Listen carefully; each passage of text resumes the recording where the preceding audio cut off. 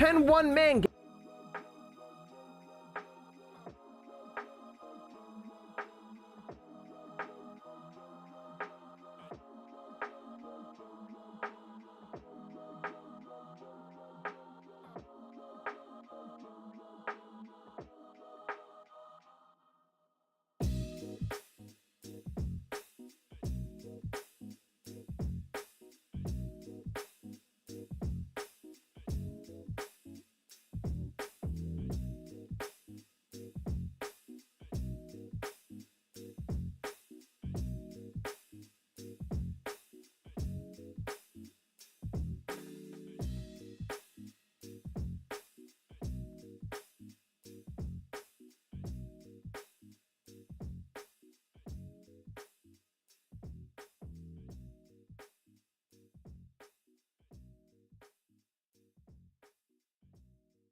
It's been almost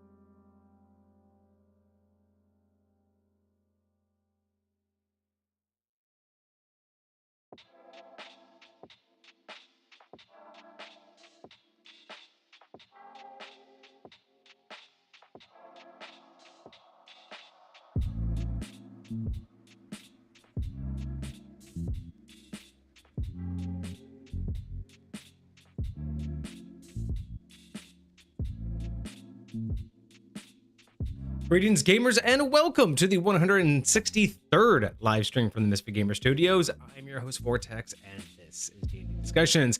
On today's episode, we have a new race coming from Desmar Sama called Diamond Dogs. Not really sure if it's Diamond or Damon, spelled Diamond, but we're going to find out. Hopefully, if Desmar shows up, they can correct us. But really curious to see what this is. Obviously, not a playable race, but maybe it is. I don't know. It doesn't sound like one, but we're going to find out.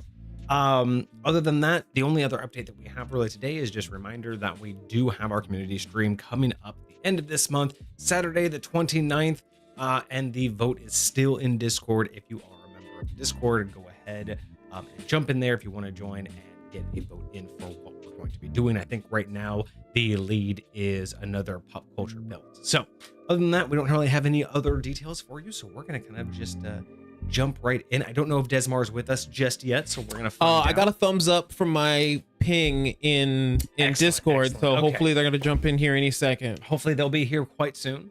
But yeah, I think that's the biggest update that I have, is just again community stream coming up. We have excited to see what people end up going with. I think we're about 10k into 8k 9k into the current community stream, so we still got some they still got some effort to put in, but I'm here for it. I have a feeling they're just gonna keep whittling away. I feel it. We have not you mentioned there we go. There we go. Reel it in. Oh, Hecate's in chat. 4,000 total. What's welcome, going on, welcome. Hecate? Nice to see you. Welcome.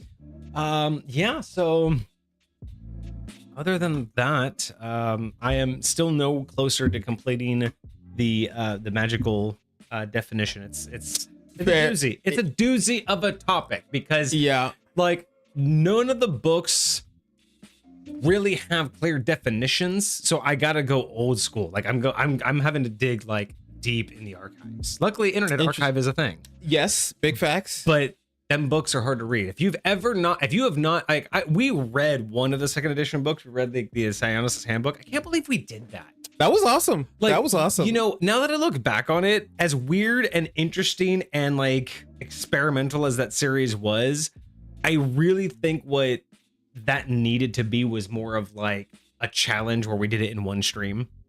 Where we like, you start the stream and you're like, all right, ready, let's go. Because the thing is like, while it was interesting, it wasn't interesting enough, nor was any of like the 4 or 5 episodes we did long enough to justify like a challenge. It was just more of we're just going to read the book. Sure. And talk about it, which was kind of cool. But I feel like it's more of what might be beneficial when we get more popular, like when we get a decent following, and to do something like on YouTube would just be a marathon where we're going to sit down and we cover to cover run through a book. We're just going to read it until we're done. Like it's either we discuss it or there is no discussion. It is literally, we are going to sit down and just raw read, no discussion. Maybe go back and forth, like when we're done, just be like, I feel like it would be hard for us to do no discussion, especially I think it would be so hard. Like, I'm just like, if I read some shit, I'm like, I gotta say something. Right. Like, I gotta say something. But that would just make it so much longer. Oh my yes. Oh my gosh. Yes, it would. But, oh my gosh. Yes, it would. But that does make me think of like, I know we don't play them. I know that we're not big on them, but it would be really interesting. I mean, I've thought about this for either community streams or just doing like a subathon, but take a classic, maybe more famous, well-known module and just read through it. Don't play it because we don't play modules, but imagine like we took something and just, like what's like the Curse of Strahd, right? Sure. And we just sat there and we took the actual module and we read through it from the like the spoiler side of things, right? Like not just the story that the players are supposed to see, but describe like, okay, at this point the players would be faced with this. It looks like it's either going to be a pass fail, so let's assume they pass because fail means death. So and then we describe like what they're supposed to do, like that, because instead of it just being a playthrough, it's more of we can discuss what's expected of them to try. But then we can actually explain what is it you're supposed to do. Because some people who will never try it are interested, and they'll never know what it's about. That's kind of how and I some feel. People who have gone through it will never know because they don't have the book or they don't want to DM it. And then there are some DMs out there who I'm sure who have read it who may not quite understand it. So it would be, or they haven't been able to get to a lot of it, and they only like go and find the pieces that they actually are useful. So like getting to actually see all of it, I'm not mad at that. I'm okay with that series, adding that series. I definitely, I would have to see how long some of these things are. Like, are they full books themselves? Like, if you look at the player's they're handbook, like the Psychonaut's handbook level sized. They can be. That's interesting. But we'll see. We'll look at them. Yeah. We'll take a look at a couple of them because I like that idea. I really like the idea of because we don't play that way, but I think the way that we approach D&D would give a lot of insight for other DMs. Because while we don't play that way, it's not that we're incapable, it's just that we don't prefer it. So I think we would give a very unique perspective on what could be done. Yeah, no, I think that there's a lot of value there. It's like, I feel like we don't play that way because the way we enjoy our worlds is just very different than that. Yeah. And so like, yes, we could put effort into reading somebody else's entire creation and playing it in the way that we play D&D, but a lot of the time it's just so much effort that you already. It's so funny. I was actually listening to an interview with Matt Mercer earlier today, actually, and he was talking about starting as a DM and some of like the pitfalls, and also discussing how a lot of the times it can seem overwhelming and DMs don't know where to start because you look at people like Matt Mercer, Brendan Lee Mulligan, more of the famous type of DMs out there. Sure. Even us to an extent, and I say extent, lightly, because I don't put myself on necessarily their par. Oh, 100%. Yeah. But in the sense that you look at them and it could be very overwhelming to think that as a DM, I don't want to play a module, but while I want to tell a story, this is very overwhelming. Sure. And so the interview was basically him talking about how there are the people who can do the top-down build and say start with their pantheon and then build out their entire world from there. And for some people, that's very overwhelming. For some people, the idea of a planet can be overwhelming. Some people, it's a whole town.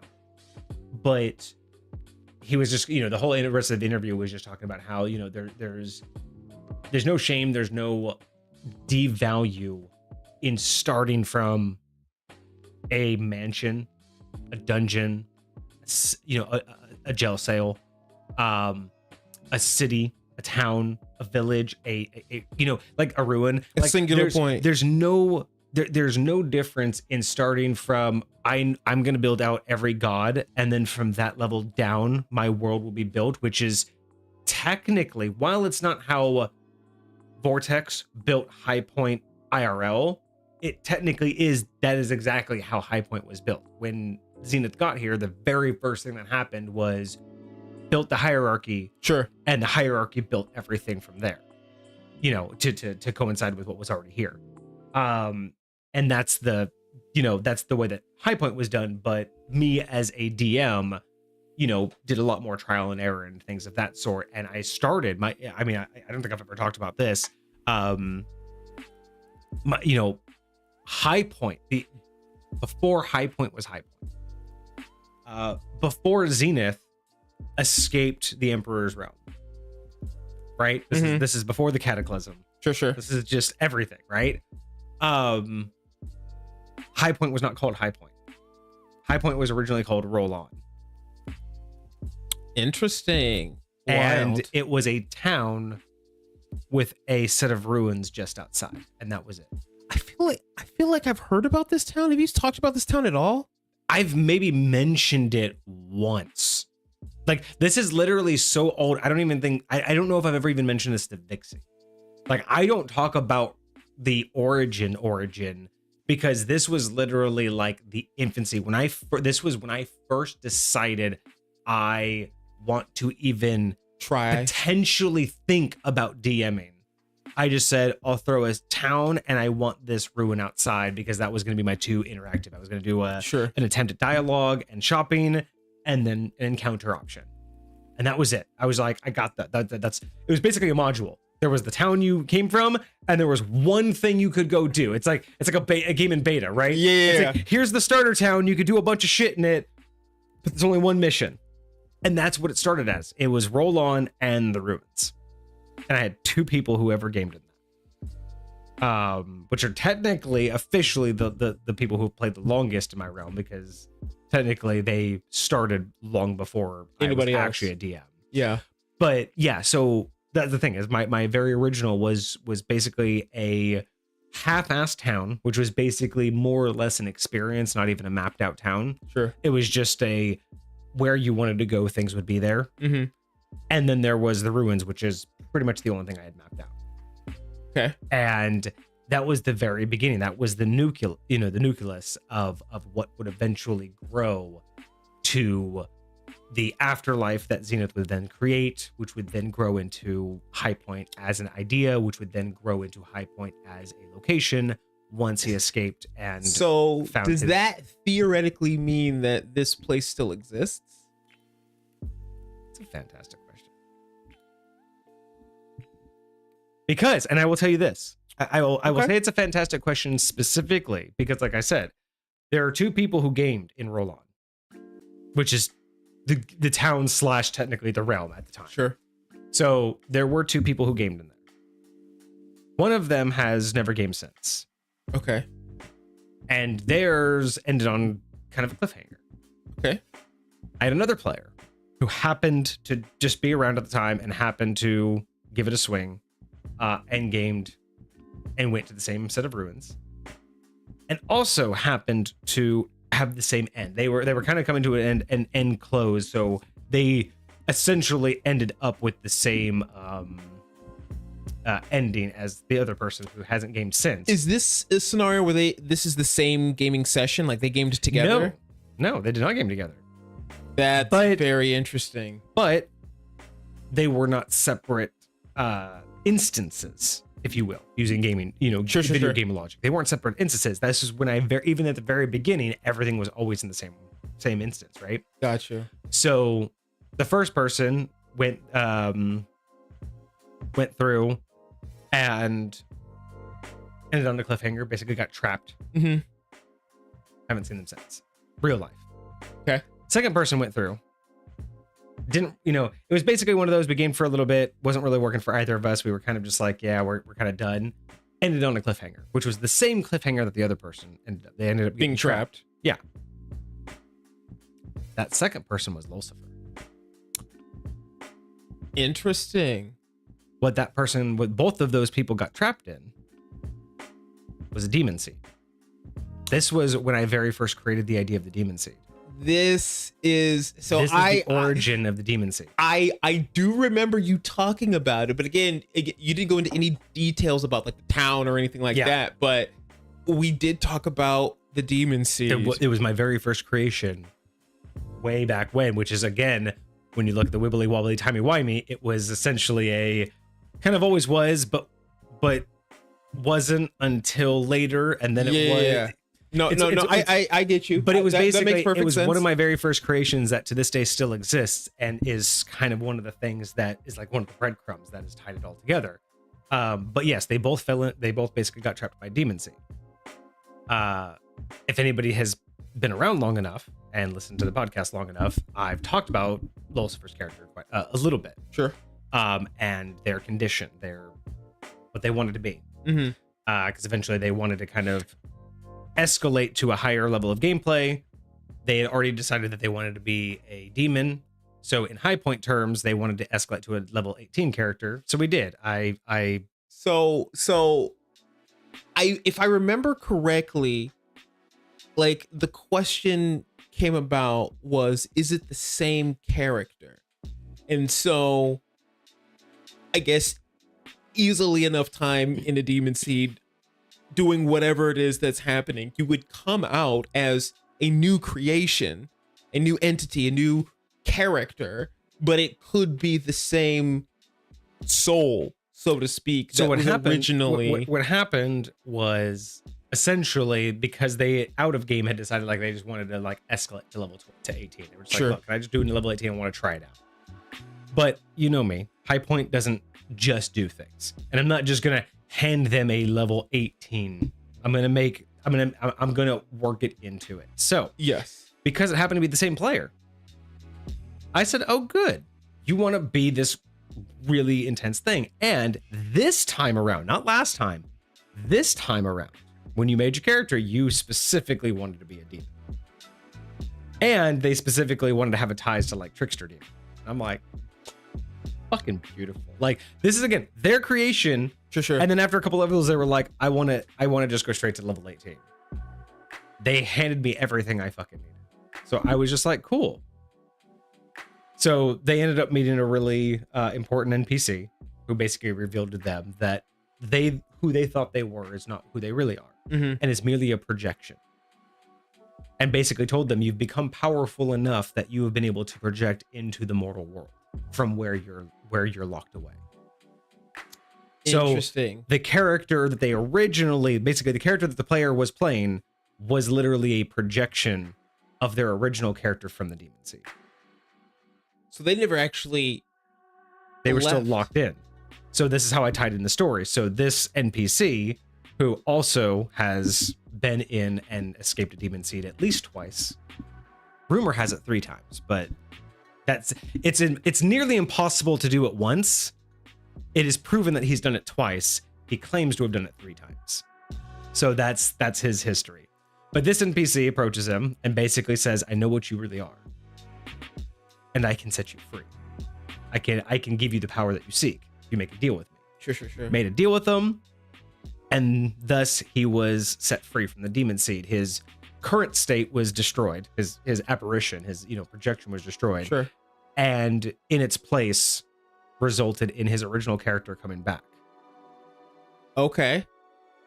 And is now the level 18 full-fledged. But the thing is, the player, the kind of like, again, this is how I handle things as a DM, right? Sure. Because I don't play in the sense, and because High Point isn't fully written out as a, like, as 5th edition is, right? Sure. It's not as a, you read it and this is what you get. It's not a top-down build. They wanted to be a level 18, but they never worked up to it. So they got all of the abilities of a level 18. They just didn't know what they were dealing with, because there wasn't like a list. I didn't just hand him a list of here's all the shit you can do. Right. Because that's not how High Point works. You like being a bender class. I could say, well, here's all the materials you can mess with, but you're like, well, what can I do with them? You haven't figured it out yet.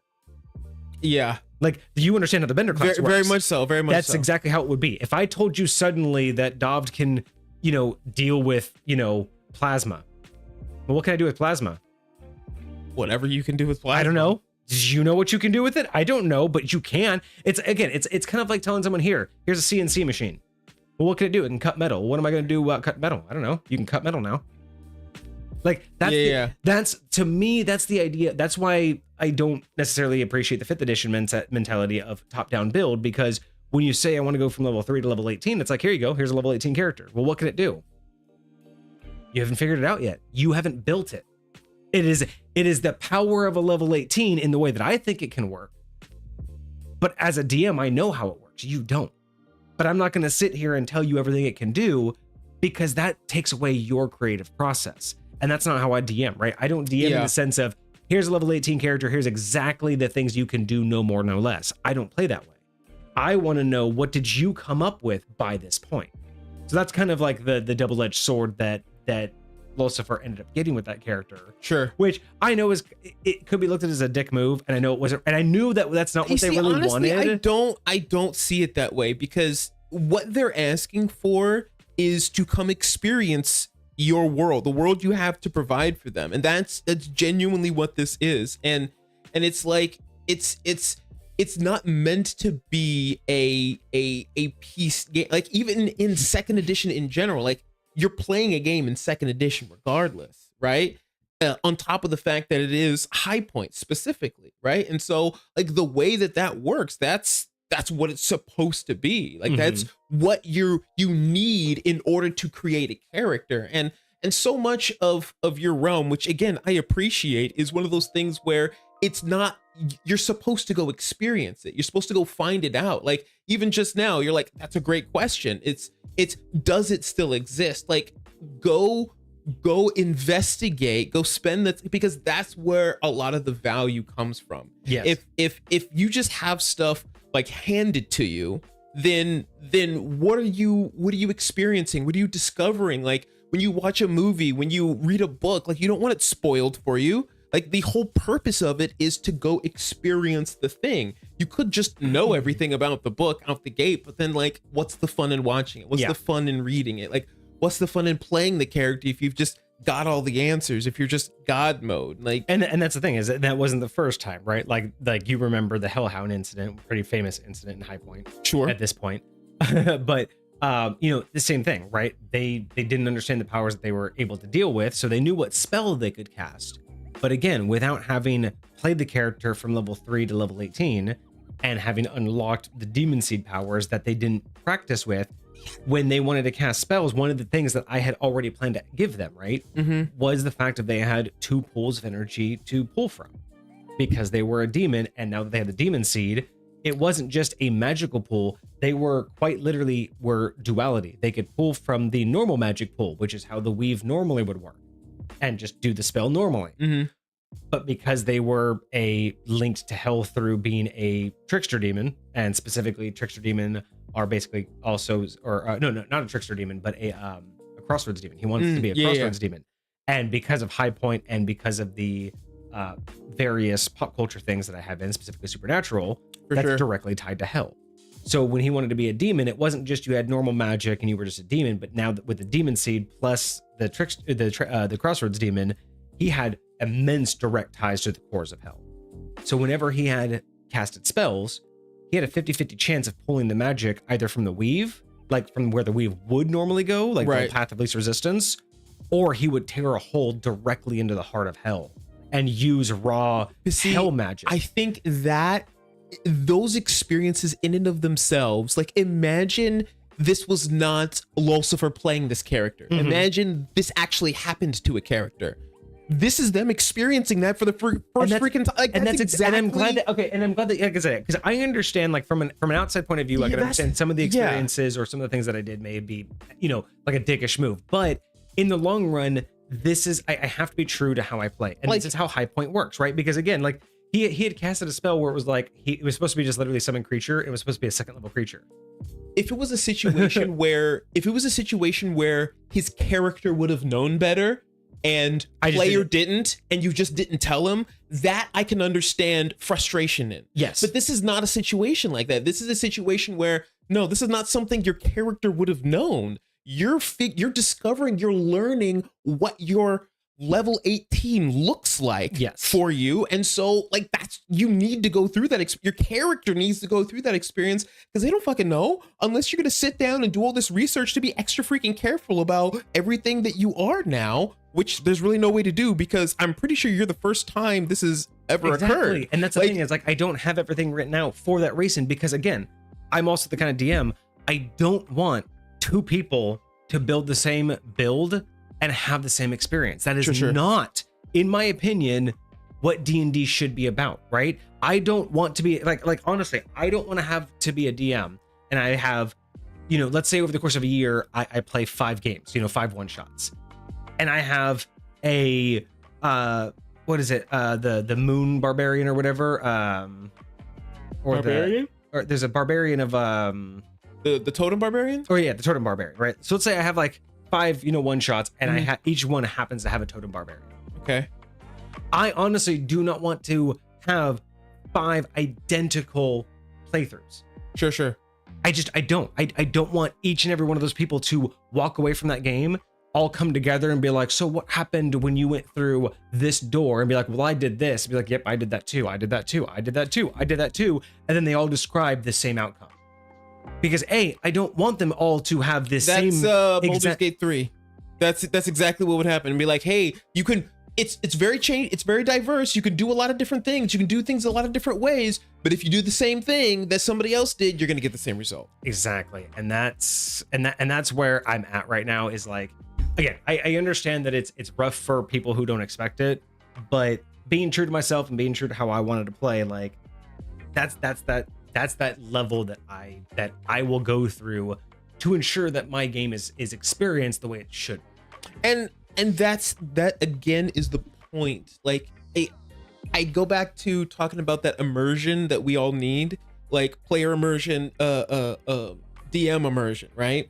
Like this is your world. This is what you're creating, and you are saying, I will facilitate you experiencing this world. Like imagine if you put somebody, all these animes about people getting reincarnated into another world. Imagine you got reincarnated into the Hunter x Hunter world, right? Like you're in that world, so now you have to go explore that world, and theoretically, if you've never been in this world before, you're gonna have to figure out what this world is like.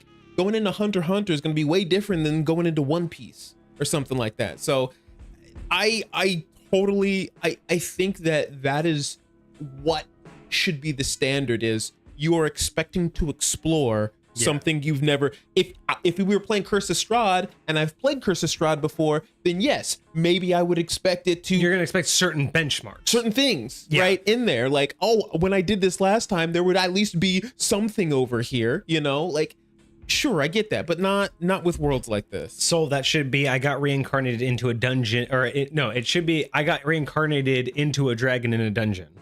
Into a dragon in a dungeon instead of into a slime. But anyway, we had that long tangent because we were talking specifically just about like the origins of High Point and like the roll on being kind of my original like creation, and having one player having Lucifer literally having experienced that. And that's exactly how that like all of those tie-ins are like really important to me on how to do that. But going back to the original point beyond that is that there is, as you can see, I started with a village and a ruin. I started with your starting location, your tutorial location, your shop, and a mission. That's it. Go explore that, maybe fight one thing and come back. And now I have a crystal sphere that contains a galaxy that is explorable to the, I mean, I say infinitely explorable, but infinitely to the limits of the galaxy. But then at the same time, you think about it's that entire galaxy, but then with all of the dimensions and planes and other options. Sure. And then you have the anomaly, which then itself has another option, which then itself is another galaxy. Like, so like the whole point is ain't nobody ever going to see everything. And that's the idea, right? I can accommodate everything, and it's not a lazy way of saying, like, I know it can be looked at as a lazy way of saying, like, oh, so you can just say you have everything because it's, you have enough. It's like, it's not about that though. It's about the enrichment of the story, because yes, while I don't have 50 games on different planets and I just say, oh, everything exists all at the same time, my players understand that, no, you guys run into each other. You guys know that, what you do affects things.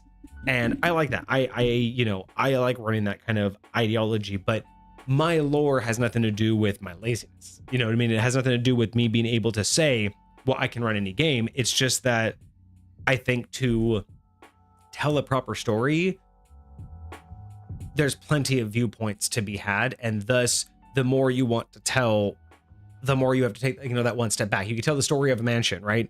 The people who live in it and the servants. But once you want to understand, like, but what's that mansion's like effect on society? Well, it's like, well, that mansion has a farm and, all the farmhands. Well, and then that mansion, feeds food to the local grocery stores. Well, then that grocery store feeds the people of the town. Well, then there's the people of the town. Well, what is that town there for? Well, that town's part of this kingdom. Well, what is that kingdom really doing? Well, that kingdom has this king, and his whole purpose is he has a brother, and his brother has another kingdom, but they split off because they were technically born and no one knew who was born first. So then there was a rivalry. You know what I mean? Like, it's that idea of the reason why mine's so big is because I enjoy doing that. Well, what is that one step beyond this? Like, I'm talking to a blacksmith right now, but this blacksmith lives, does he live here in this home, or does he live somewhere else? And, does he service this town? What's his specialty? Is it all about horses? Are there cattle here? Or is there a keep nearby, so he's a specialist in swords? Well, what is that keep here for? Oh, there's a castle nearby. Whose castle is that? What land do they own? Who's their neighbor? Why are they neighbors? Well, who controls them? Because, is there an emperor? Sure. Well, how much land does that emperor own? And then, well, what's all, to me, again, it's not so much like you're going to see all of that, but it does help me tell a much better story instead of just focusing on a town with every building mapped out, it helps me tell the story of when you run into someone random, it's easy for me to understand, okay, I know where you are. I know the general vibe of life, so I can very easily get into character instead of just planning out. It doesn't matter where you go. This is the person you're going to run into. Sure. I don't like that because to me, that doesn't, it makes it very obvious at some point that your decisions don't matter. If I say, hey, you can go south or north. Sure. And you realize after a while it doesn't matter because you already have the NPC. Like if I say, hey, do you go south or north, and I pull out one page and I'm like, okay, you run into this person. Yeah. You already know it didn't matter. I was ready with the NPC. That's how I don't want my gameplay to be. I don't want my gameplay to ever feel like it doesn't matter which when I give you a choice of A or B, there's only one actual end result. So to me, I go that level of storytelling, not because I want to be able to do everything, but because when you tell a large enough story, everything's possible. Yeah. So it's so interesting and I don't know, because I feel like mine is almost like the opposite. You said some people start with the top down, some people start seated and it expands out. Like I feel like mine is very much seated and expands out. Mm-hmm. It very much is growing and existing, but I have the same concept as you, but just implemented in a different way. It's one of those scenarios where the way my brain works is I can make almost anything make sense. I can make almost anything make sense. So what I do is I look for a reason to make it make sense. Mm-hmm. I find the connections, and whenever I find these connections, they solidify. They become concrete. They become real, and they become the foundations for everything else to happen. Mm-hmm. And so being able to have so much of this content to like now choose from, when new things come in, I'm like, oh, this can connect to that really easy. Oh, that's a really good explanation for this. That's a really good reason why this would be here, why you would know that right now. Basically, you almost let the story build itself. Yes. Instead of me going about my like ripple effect where I take into that account and then I go through, painstakingly how, who knows about that? How are they going to react? You're just more of like path of least resistance. You're like, hey, this happened. And I love the fact that actually explains why he's grumpy. Doesn't matter if that's really why, but the fact that right then and there, you're like, actually, that's the perfect reason. So I'm just going to start saying that's it's very similar to what you were just talking about, Lucifer. The way he started describing what he wanted in this character was like, that makes perfect sense. Yep. That fits in perfect. It's that exact same mindset. And all the same questions that you ask, I ask those questions and I find out like what would make the most sense, what would make this the most possible, what would be a good explanation for this, what would bring this into a good, concrete, consistent existence. Yeah. And it evolves from there. It's this Minecraft mentality of just like consistently rendering, right? But then it doesn't ever unrender type exactly. deal. And that's the key to consistency. And that's what you'll never get with ChatGPT right now or any AI. Is you won't be able to look back. Like with Minecraft, it doesn't matter how far you walk. If you turn around, you will see everything you saw before. With ChatGPT, you might walk 2 blocks.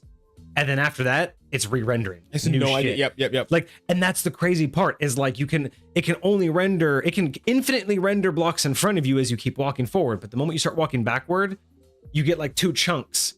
In Minecraft terms, like you get 2 chunks back, and then it's like, do you want me to recreate this? And then it's different. It's like I could try to recreate what we talked about, but I don't remember. And that's that's the difference between I think that's the difference between being a DM that can handle doing something like an open world or an ongoing storytelling, sure, versus ones that are better at making a start to end like one shot or a module base, something very contained. And it's totally understandable. Neither are bad. Neither. It's not like we're better to do longer stories. Sure. It takes a different skill set. Like, very much so. I'm not good. I personally am not good at writing a story start to finish and having a start and end goal. I am not good at that. I could not be entertaining by saying, y'all start here in a tavern because of reasons, and you have to accomplish this, and we're going to spend 3 gaming sessions and you should be able to finish this. I am not good at making that sound fun. You know what I mean? For sure. And it's because I'm not good at putting the game on rails. I'm not good at railroading, and I'm not good at careening people in a way I want them to go. I am so much better. You know, I mean, if I try to say, hey, this is the direction you want to go, and they start to steer off, I'm not good at steering them back. I'm much better at being like, where are we going? Cool. Like, just where are you steering us now? I'm so much better at that and leaving what we've already, you know what I mean? Like, that's very much my so. way of gaming. And that's just why, again, it's not like I'm a better DM. I'm just a different DM. I just have a different set of skills, right? But I do have something to say to Hoylepa about this. So Hoylepa said that they have a problem because players don't listen, so it doesn't matter. And I don't know how hyperbole that is. I don't know how like memey that is, or if that's a serious problem. But I did want to comment on that real quick before we get to the our review, and we will get to the review here in just a second, Des. But when it comes to being a DM and it comes to players not listening, I have actually pretty strong feelings about this. I don't know if this would be considered controversial. I don't know if this is a hot take, but I do kind of have some strong opinions in terms of when you're a DM dealing with players who don't seem to listen. And there's a couple different versions of this, of like, you know, are they not listening like kids don't listen, where they're just kind of like sidebar and you're like, okay guys, we're playing games, and they're not listening to you. Like, there's that kind, and that's more of those people in real life do not respect you as a person in real life, and that's a whole different situation, right? Sure. Like, if you literally can't handle the people, it's probably a deeper situation than I can even just offer. not meshing well as people. Yeah, or people just don't want to be there to game. You know what I mean? Like, it could be best friends. But if you're like, hey, let's play, guys, and everyone's still just chit chatting or in the, listen, you know, those are my kids almost all the time. They're always doing social problems I can't help you with, right? Because there are too many ins and outs. But when it comes to like, if you're DMing and you're giving them hints, you're giving them clues, you're giving them guidance, you know what I mean? Like, whatever it is, and like what we were talking about, right? Where I don't like saying you can go left or right and it doesn't matter. Sure. Now, if I'm playing with people who really either just aren't paying attention enough for them to even notice that it matters, right? They're just being like, I say left or right, and I was like, oh, left. As in, I can tell they haven't been paying attention, and they're just idly doing it. There's that kind of not paying attention or not listening, or there's the kind that, regardless if you're like, are you sure you want to do that? Like, it could be difficult, and they're just like, yeah, I'm doing it anyway.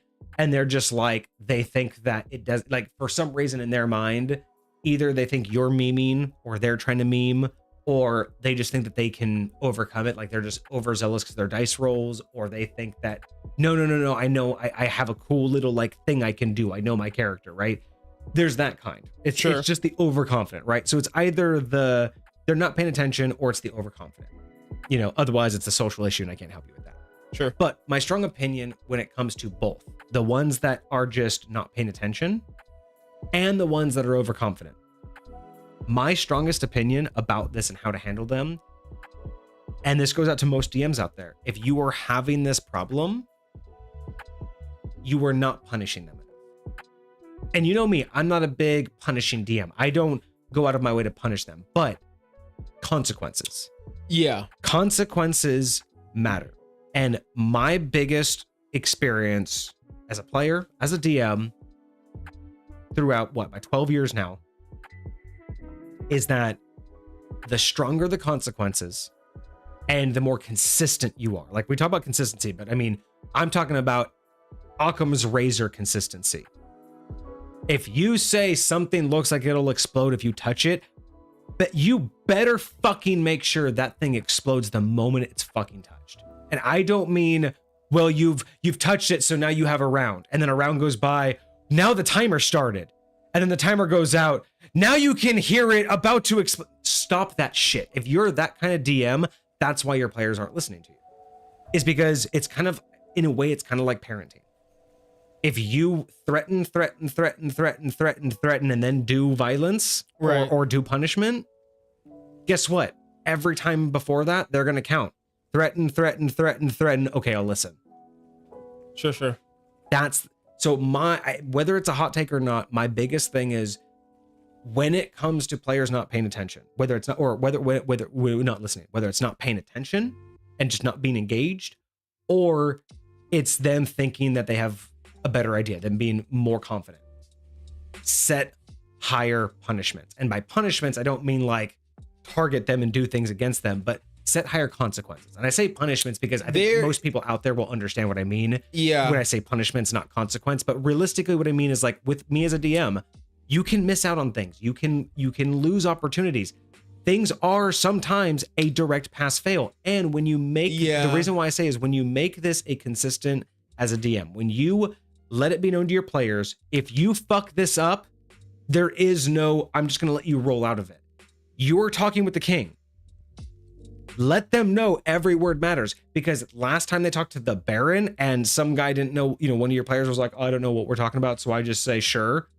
And he was talking about, who are you with, me or them? Are you with them? I think you're with them. And you say, sure. And he kicked you out because he thought you were spies. Mm-hmm. Don't let that like, that's what I mean. When some people will be like, well, my character would have known better. I'm going to roll. I'm like, but you as a player are causing me grief. I'm going to punish your character. So let me give you a scenario. Because I hear what you're saying. And I do agree. I think that there are a lot of times where DMs forget about cause and effect. It'd be like, whenever you're introducing something to your players, you should know the potential cause and effect of whatever it is that they're interacting with. And you should honor that. But lastly, it's that there could, I've especially if they are doing like module type stuff or something that is like very specific. Like you can't cut them off from things, like, right? Imagine there is what do you call it?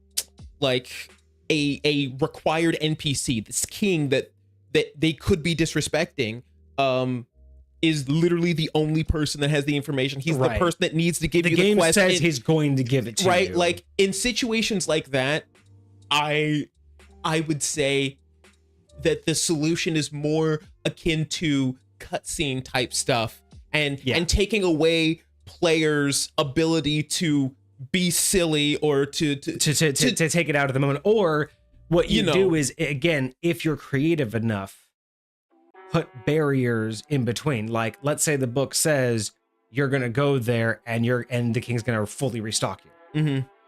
He gives you all the information you need, but he doesn't restock you. Sure. You have to pay out of pocket now. You are now costing the players their own money that they were earning because they were told, well, if we go do this, you will give us all the things, so we're going to keep all of our gold. Now he changes the rules. Or just when you come back after you've done the thing, he's like, nah, screw you guys. Yeah. Or he goes, hey, I was going to like give you guys this to re-up. I've changed my mind. I'm not going to pay you till the end. So you still get the full payout of the module, but you just give them a barrier, right? So again, ChillHop had both. It says they had both. And this is what I'm saying is, this is why I strongly believe that this will solve both problems. Because if they're overconfident, enough consequences will deter their confidence. Like, it'll shake them. And if they're not paying attention, I can't tell you how many times early on when I was a player where I'd get caught up in a sidebar conversation and my DM would throw out a consequence for me not paying attention. Didn't take more than twice for me to be like, I'm no longer having sidebars. I'm here. I'm present. Yeah. And that's what I'm saying is if they're just generally not paying attention, it won't take very many consequences. And if they don't like it, if they're like, hey, why do I keep getting these? Because you're not paying attention. If they could choose at that point to continue not paying attention, but they want to complain, that's a synergy thing. That's a you don't belong at this table. Be here, bro. Yes. You just want to hang out with your friends, but you don't want to play the game. That's fine. But let that be known. Just hang out here and eat chips. But don't bog down the game because you don't know what's going on. Because there are consequences to your actions that don't justify you. If you're gonna play like Catan or Monopoly or any kind of board game, right? Like Betrayal. Like you look at any standard board game. If you want to come over and hang out while all your friends are playing the board game, that's cool. No one's gonna mind if you're hanging out there, chilling, chit chatting, listening to music, eating chips. But if you say, "Oh yeah, I'm playing," and then every single time it's your turn, well, like, what do I got to do? Well, where can I move? Okay, what does that card mean? Okay, well, I don't know. I just, like, if you're literally just there for the chit chat, but every time it comes to your turn in the game, you're a bog down, just exit the game. Like, that's my thing, is like when those kind of players are consistently inactive, they don't want to be there for the game. And that's okay to have that conversation with them. But if they want to be there in the game, they're either distracted or they just don't think that the details matter. My hot take, my flat out, just what you need to do as a DM is just be more severe with your consequences. Make their inattentiveness or make their overzealousness hurt, right? Because the idea of that they're not going to pay attention to you, right? Because the one thing you can't use is more time, because some players will beat their head against a wall for hours. And when they finally get the dumb solution that should have taken them 5 seconds, they'll be just as satisfied. So as DMs, you can't just punish them with, well, I'm not going to move forward until you figure it out. Because I've had DMs like that, right? Where their only defense was, that didn't work, try again. And that makes poor gameplay. Because then again, you're basically forcing your players who didn't pay attention. Well, like, well, I gave you all the clues already.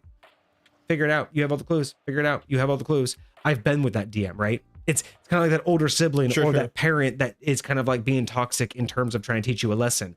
That's not helping anyone either. That's making everyone have shitty gameplay, because now we're taking longer. And I've told you I don't like, if you tell them I've given you the details and they're like, well, I don't remember when you gave them to me. And that toxic girlfriend mentality of, well, you should know why I'm mad at you. If you're actually having the conversation about what's going on and you're trying to find a solution and the DM's just stonewalling you, I feel like that is an issue with your DM. But if you're not trying to have that conversation and you don't care and you're just doing whatever you want to do because it doesn't fucking matter to you, then that's a problem with the player. Like, do you even want, like, why are you coming being at this table if all you care about is hanging out with your homies? But if I'm engaged with you trying to figure something out and the DM's just being a dick, and that's why it's like, so you have to get to that realization of make those consequences more than just them wasting their own time. Make the consequences part of the game. You know what I mean? Like, it's kind of like, again, when someone crit fails, you don't have to just say, oh, you totally miss, or it's an absolute bummer.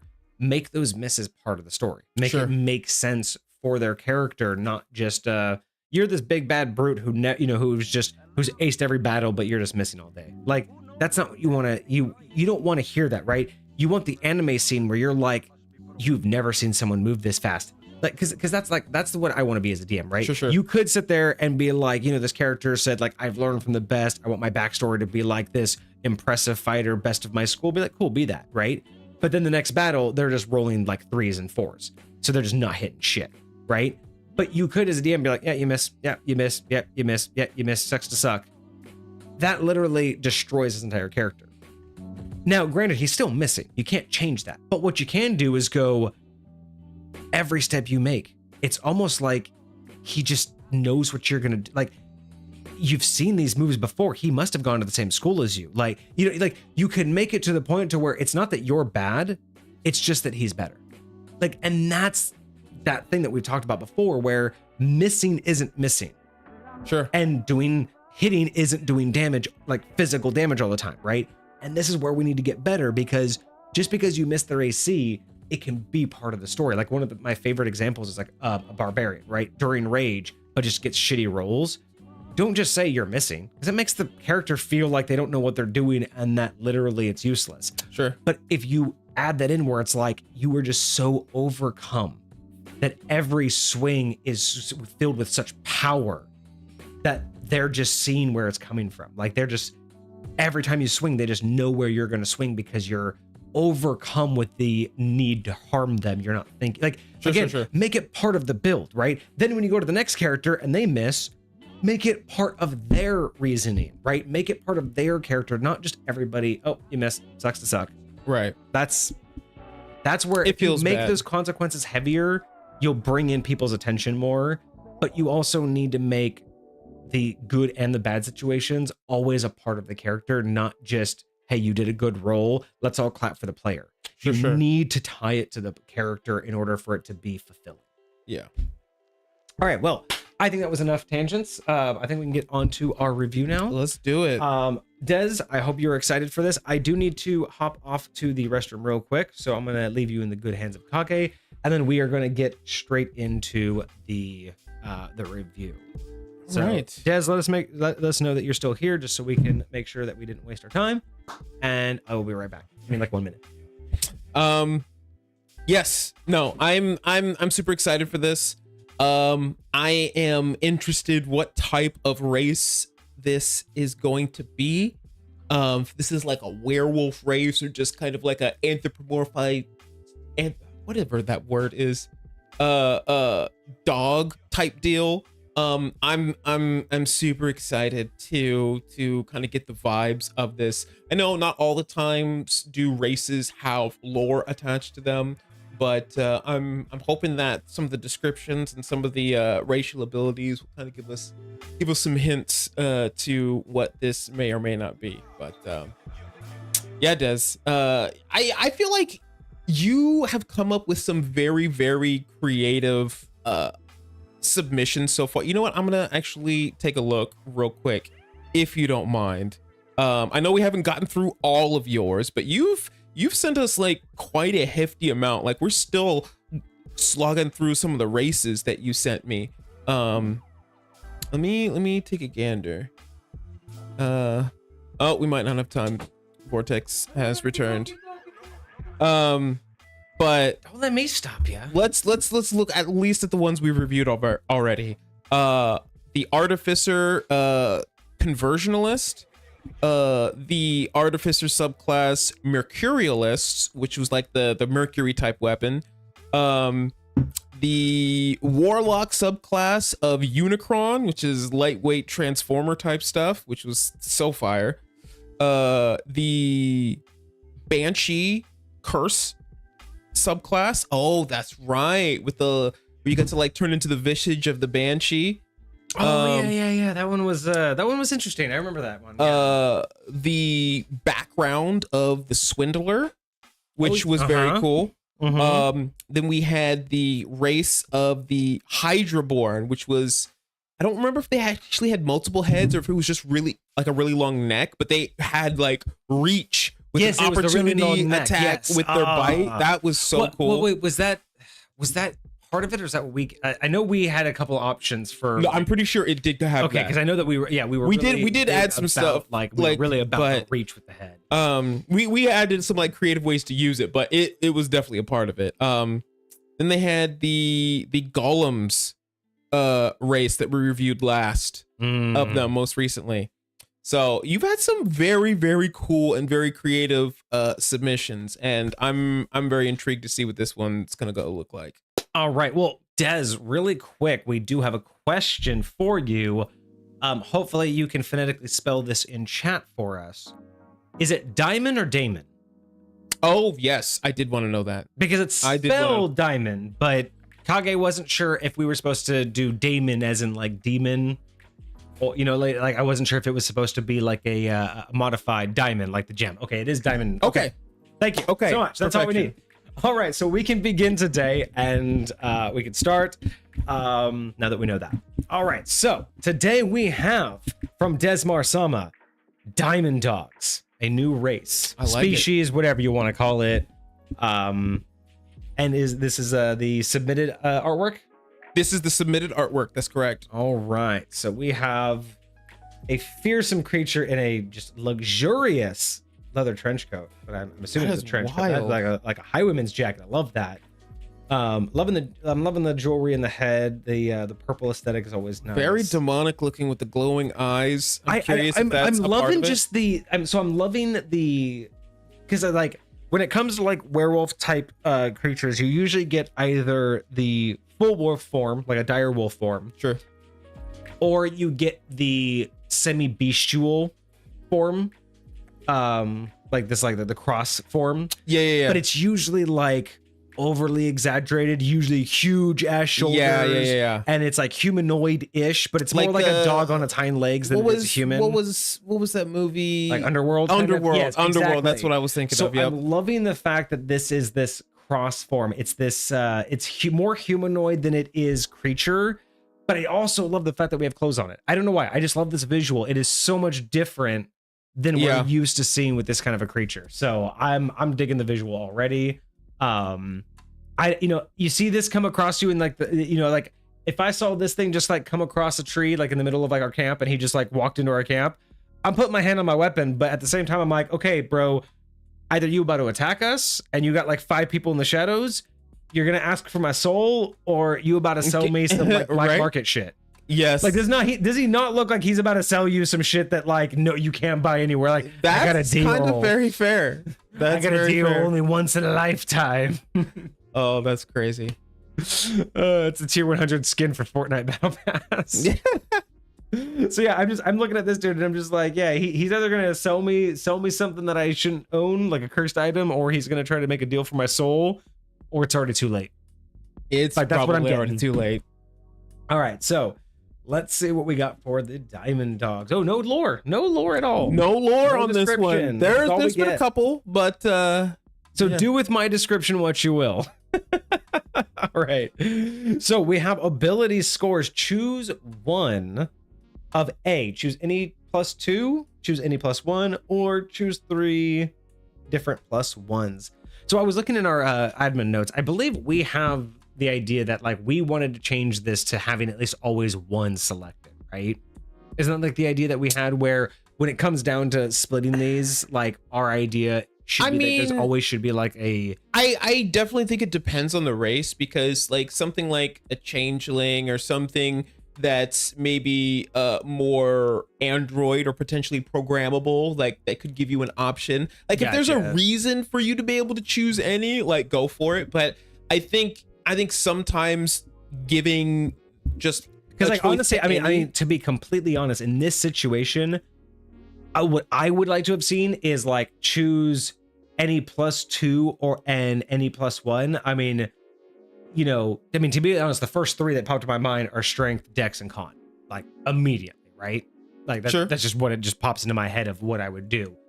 But you know, I don't know if it would be a situation of like choose any +2 and any +1 and then be like, I don't know, it just feels like for this race it's like it should be one of those should be at least strength, dex, or con. Like a minimum of one of those additions right should at least be, because to me it's like when you do a race, right, you're thinking I'm born with this, me and my kin yes are all born with the consistency. So how is it that you know, I feel like we should all have some trait in common. So if you said, hey, you can choose any, you know, any 2 or any 3, but one of your choices always has to be strength, dex, or con, I feel like that would lean more into... I would be mad at that. Like just saying that one of your choices has to be strength, dex, or con. That's all I'm asking, right? Is like whether it's a +2, +1, or a +1 in 3 different ones, but no matter what, you always have to choose one of those 3, because that's like how Sure. the racial feats would actually work. It would really, I feel like racial feats wouldn't divide equally among all traits. They would tend to focus, especially on physical. Honestly, I'm gonna have to go back and look through that, but I kind of don't mind the idea, but it really depends. But like, imagine if every race had to have one of one or one of the other. You know what I'm saying? One of your stats is going to be a physical and one of your stats is going to be a mental.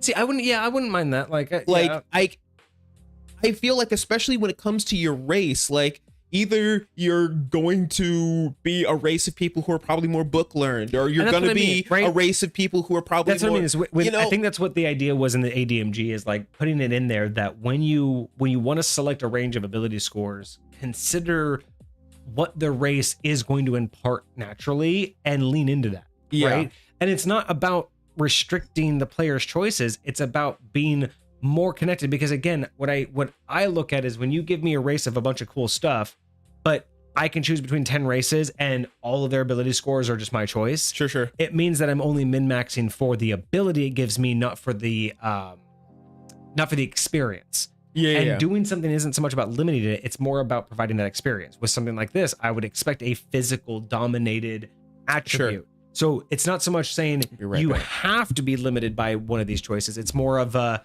consider that is the thing that's coming with this. Des, we do have that description at the end, so I'll probably just leave it to the end, but maybe in the future we'll think to move those descriptions up. So yeah, so again, nothing against you, Desmar. It's just more of a thing that we want to put in the ADMG about when dealing with ability scores. Really consider, especially for like, you know, with classes, it's not nearly as much. but for sure we would like to see it with classes too. But for races, really looking at what the race is intended to impart, I think is really important. Size being medium isn't surprising, although again, looking at this, you would normally think that this would be a large creature, but I do like that you kept it at medium. I feel like, again, with 5th edition specifically, it makes it a lot more approachable, a lot easier to utilize, and I think a lot more people, it just makes a lot in gameplay. That's what I'm trying to say. Gameplay is so much easier when you use the size. So I'm not mad at that. So creature size is medium. Creature type, you are humanoid, so totally makes sense. Your speed is 35. I'm really glad to see that. I was really expecting at least a small speed boost there. Honestly, I wouldn't even mind 40. I mean, especially when you're dealing with anything kind of like a dog or cat, I would definitely absolutely say that plus 10 is more than fine for a default. I don't, plus 5 is nice for anything that has some sort of like extra agility, but when you're talking about dogs and cats, I'm totally okay bumping that number a little bit more. Yeah, I don't disagree. I think this might just be a 5th edition thing, but like adjusting someone's base speed by more than 10 can lead to significant, I don't want to say out of balanceness, but like especially at like early Abuses. levels, yeah, you could do some craziness. Like imagine a monk with 40-foot base speed getting it increased over and over and over again throughout what they're doing. Got an idea. I'm going to switch cameras for a quick little tangent here. Gotta get used to doing this for future editing. Oh, fair enough. So what do you think about this idea? Because we've seen different races like feline and canine races, right? So what if we started to play with movement differently? Because here's something I haven't seen before. Usually you get movement buffs or debuffs. Your actual base movement is usually what changes. What if we fucked with dashes? Think about the difference between a cat and a canine, right? Think about sometimes there's going to be situations where one has more sprint capabilities, like instantaneous, and others have stamina based.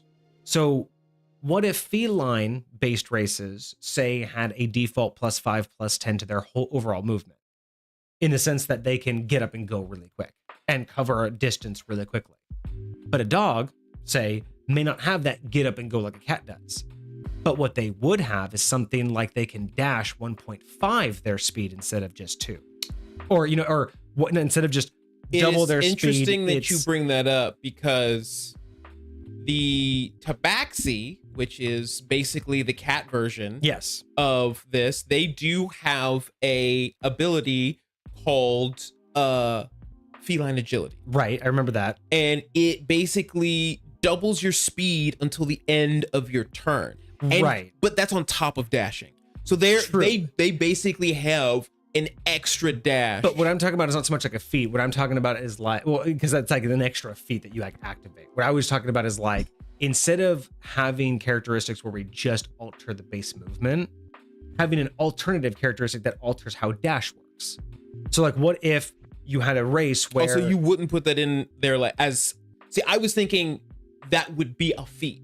That would be like, that would be one of these... I'm just talking about something similar to like your movement is 30, but when you dash at 1.5 the distance, or 2.5 the distance. So like the idea being that your movement never really changes unless you dash, because the idea is like your stamina or your ability to sprint is different than your ability to like just jog or what. Like I'm just trying to think of the tweak there. No. I agree. I just, especially if it's a racial ability, I would like, if I'm gonna lay it out in a design like this, I'm not gonna put it under speed, because like you said, the speed's gonna be 3. Right. I'm gonna put it under. No, I'm not necessarily saying it has to be under speed. I'm just trying to think of a different way to mess with speed and movement other than just base, because we always see base being altered, lowered or higher.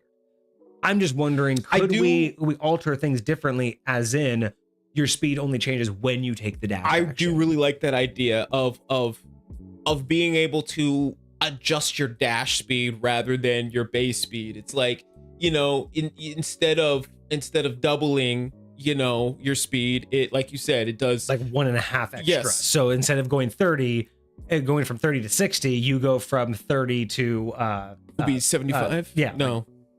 Yeah, 75. Because it'd be 30 plus 15. Yeah, 75. Yeah. So like that would be just cool. It would be a very simple change. It wouldn't change anything else about how you deal with it, but it's just showing that when you, because again, think about how sprinters work, right? Like, you may be able to sprint way faster than me, which means in the same time frame, you're going to cover more distance. But let's just say that that's when we're sprinting, but let's say I walk naturally faster than you. Sure. So in the same distance, I'm going to cover 10 more feet than you would naturally walking, or we have the same stride, but you just happen to be able to sprint faster. That's what I'm talking about, right? Because when I think of movement, I think of our stride. I think of us walking with minimal to slight effort. Dashing is a full-on sprint. Got you. But the problem is people don't necessarily dash equivalent to their actual standard speeds. And that's what I would like to see maybe us play with a little bit more. I think that would be kind of cool. Also things like disengage, being able to disengage at 10 feet instead of like when you take the disengage action, automatically move 10 feet. Kind of like you like jump or automatically move 5 feet. So it's like almost like you just like jump out of range and then you can take your move action. Right. Little things like that I think would be kind of fun to show off the different ways we can react to things. Sure. Instead of just boiling it down to, if you can move this distance, you can run this distance. Like, sure. To me, that's not necessarily the same thing. Fair enough. Very true. All right, tangent over. Just wanted to kind of... small extra down to the tangent. Jump bonuses as well. I think we don't mess with jumps enough. Oh, sure. Yeah. You know what I mean? We never mess with how little or how much more you could jump. So Hoilepa, excellent addition there. I think we could also mess with jumps as well. Let us know in the chat if there's any other types of movement type bonuses that we could work on. Because I like these I ideas. do think we need to work a little bit on that. Yeah, because when you move silent, you don't move at a different speed. If you're trying to move silently, you have to move at half speed. Oh, half speed. Yeah. See? Why can't you have like a specialty ability, like a certain race or a certain class characteristic, like a subclass characteristic that lets you move at full speed while moving silently? While staying silent. There. Tangent over. We can get back to the review. I just wanted to get used to switching cameras for tangents. Fair enough. Okay, so size medium, creature's humanoid, speed is 35. I don't mind moving forward. I know that you mentioned that, yeah, if we go 10 or any higher on movement speed, it starts to get a little bit broken. But sometimes 5 is just doesn't feel like enough. One extra square sometimes just doesn't feel like I'm really getting much more out of it. So yeah. Bonus damage from falling because the race is extra heavy, or because they're, or buoyancy because I actually swear we did see something like that in a recent one. It was the hippo. Yes, it was the hippo. Yeah, something about like falling damage, doing more damage. Hey, that was very cool. I 100% agree. I think we even brought up the buoyancy as well. Yeah. Oh yeah, I even said, I think it was on the hippo, the same one on the hippo, that it should have like an ability when to carry more weight when swimming than when walking, so therefore it could carry party members and swim across the lake without drowning everybody. Yeah. Because it normally can swim better, but like it should also be able to like carry. That's wild. It's the same. No, I'm here for that. I'm here for that. Situations.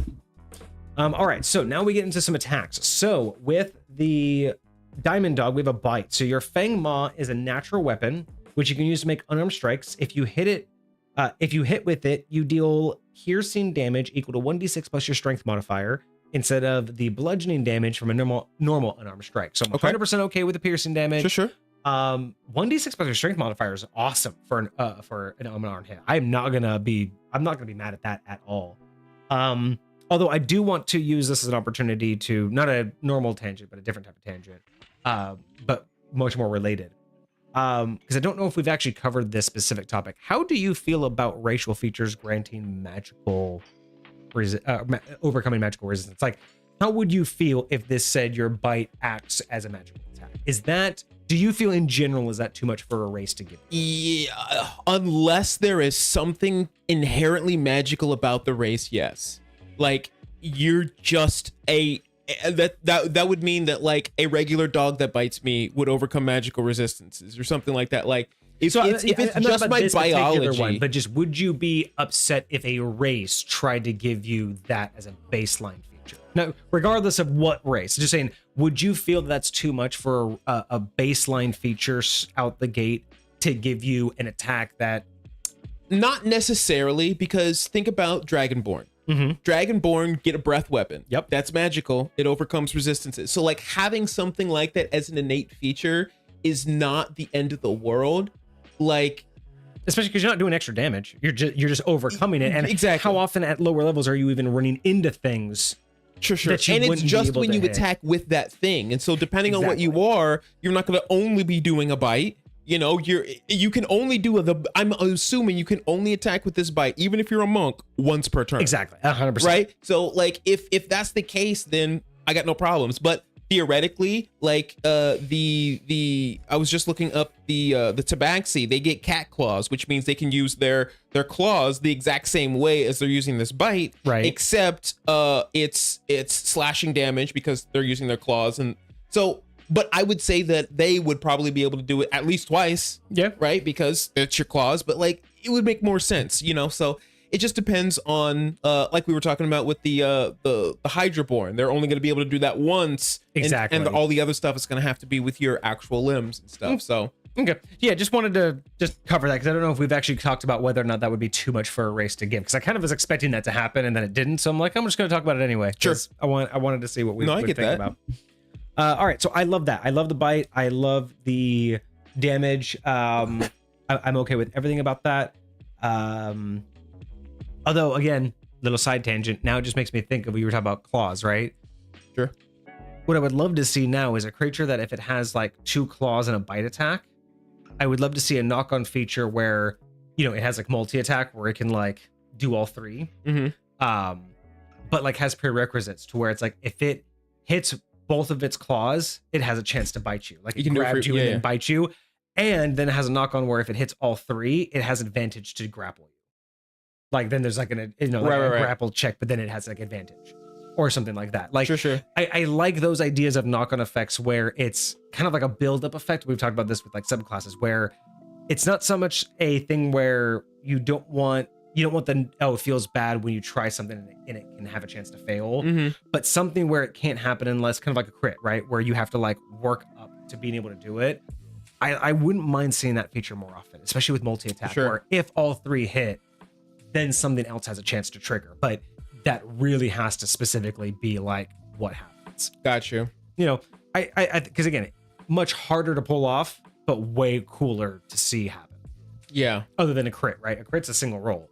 But having something that takes like 3 successes. Sure.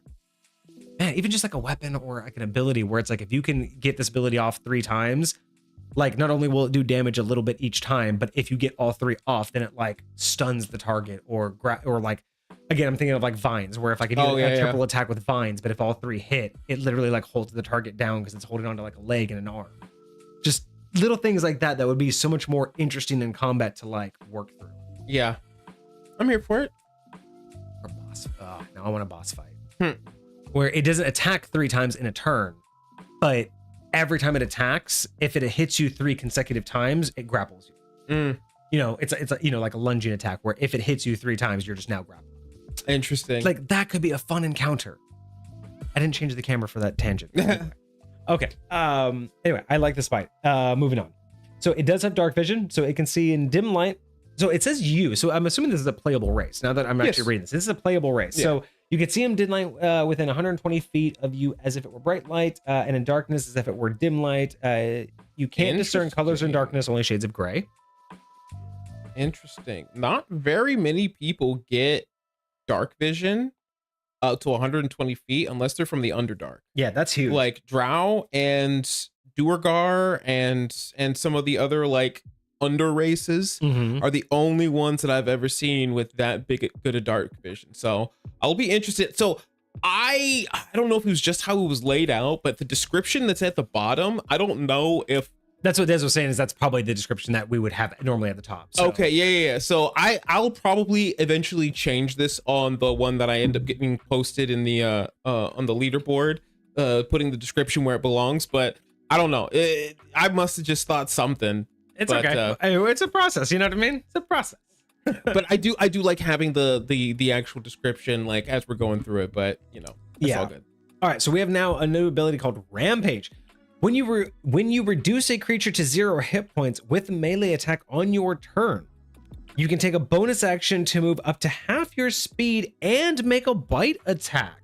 So almost kind of like Rampage, almost kind of like a Bloodthirst, where like you just take it down and then you're just like filled with like an adrenaline rush where you could just like immediately get to another character if you can, and then just keep it going. And can you imagine chaining that? Just ripping through like minions. Can you just that's actually dope. I don't mind that, because again, all you're allowed to do is make a bite attack, so you'd have to only be going through minions to be able to chain it. But just the simple fact of being able to get an extra attack because you took a character down, I love that. Now, is it a lot for maybe a starting feature? It might be. I actually don't think so, especially because it only triggers when you drop somebody to 0 hit points. Like, I don't think you're going to be spamming that at lower levels. No way. And once it gets to higher levels, you're only able to use your bite attack, which is a 1d6. And yeah, which doesn't you're not scale spamming, with again, you. unless you're going against minions, you're not spamming. Yeah, exactly. And so it's not going to be devastating at higher levels, and at lower levels, it's not going to be triggering that often. So I think that's actually super cool, right? And especially if you can work with your DM to get something later on to make that bite attack scarier, it could be super valuable. Oh yeah, later on, you could be like a cool thing that you have. And again, if you're using this super crazy damage on minions, like that's not the end of the world, you know? And so if you're like taking down 2 minions a turn instead of just 1, like, okay, that's really cool for you. But at the level you're going to be able to do that. Well, and it's again, fine. I'm not suggesting that this is where it should be or what it should do, but I could easily see this as an option. I can see this as an option of some DMs could make the alteration where either it's whenever you do the hit points, you can move and or attack another creature. But you could just throw in, I could see for cinematics, you could throw in, you can only move in to attack a creature.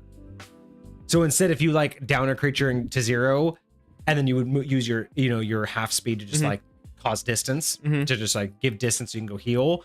Imagine if you couldn't do that. Imagine if it did say you can move half your speed to attack another target. I would Therefore, actually, specifically because it's called Rampage, I would agree with that. I would agree that the only time you can move is if a creature is within your range and you can make that bite attack. If you and that's where I was going for it. If you can't make that bite attack, I'd say you just sit there. You just don't get the extra. You do, because realistically, the idea is that you are lunging towards the other creature, and lunging and then just kind of stopping is more of because I feel like the reason why is not so much that it doesn't make sense. It's to protect against the abuse, because it will just be used as a battlefield maneuver tactic and not for what it's intended, which is a I'll say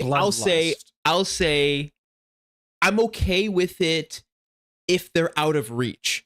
Like if my half speed is 15 feet and you're 20 feet away, I would say I can lunge 15 feet towards you, even if I don't get so the whole bite. point is you can't use it to disengage. You can only use it towards an enemy. So basically, Rampage would just have to say, when you reduce a creature to 0 hit points with a melee attack on your turn, you can make a bonus action to move up to half your speed towards another enemy. I might even say the nearest enemy. Or the nearest, yes, towards the nearest enemy. And you can choose not to do it if you want to. But if you do the movement, it has to be. I agree. That's what I was getting at. Okay. Yes.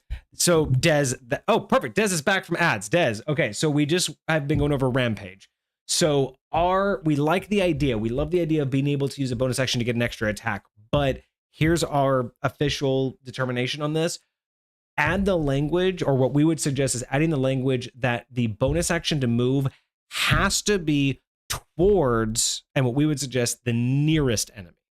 So this way you don't get characters that abuse it to where it's like, hey, I killed this guy, I'm going to use half my speed to move the opposite direction so I can go heal. And I'm going to go To behind just those dodge, rocks. yeah. We don't want that. This is like a bloodlust. This is It's I'm called lunging rampage. at the Like next you're enemy. So pissed. it's an option. You don't have to do it, but if you do it, moving half your speed, it has to be towards another enemy. And Kage suggests it should be the nearest enemy. It's a bloodlust. It's not tactical. I'll say it is, this thing goes down, and you want. It might not be tactical, but I will say it could be a scenario where, say, the BBEG just killed somebody you loved, and there's a bunch of minions in your way. If there's a minion behind me, I'm not going backwards.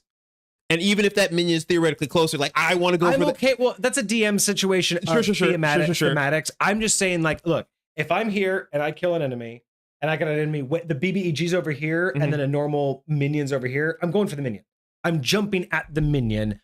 I'm not jumping at the BBEG 100 feet away. I'm jumping at the minion 30 feet away.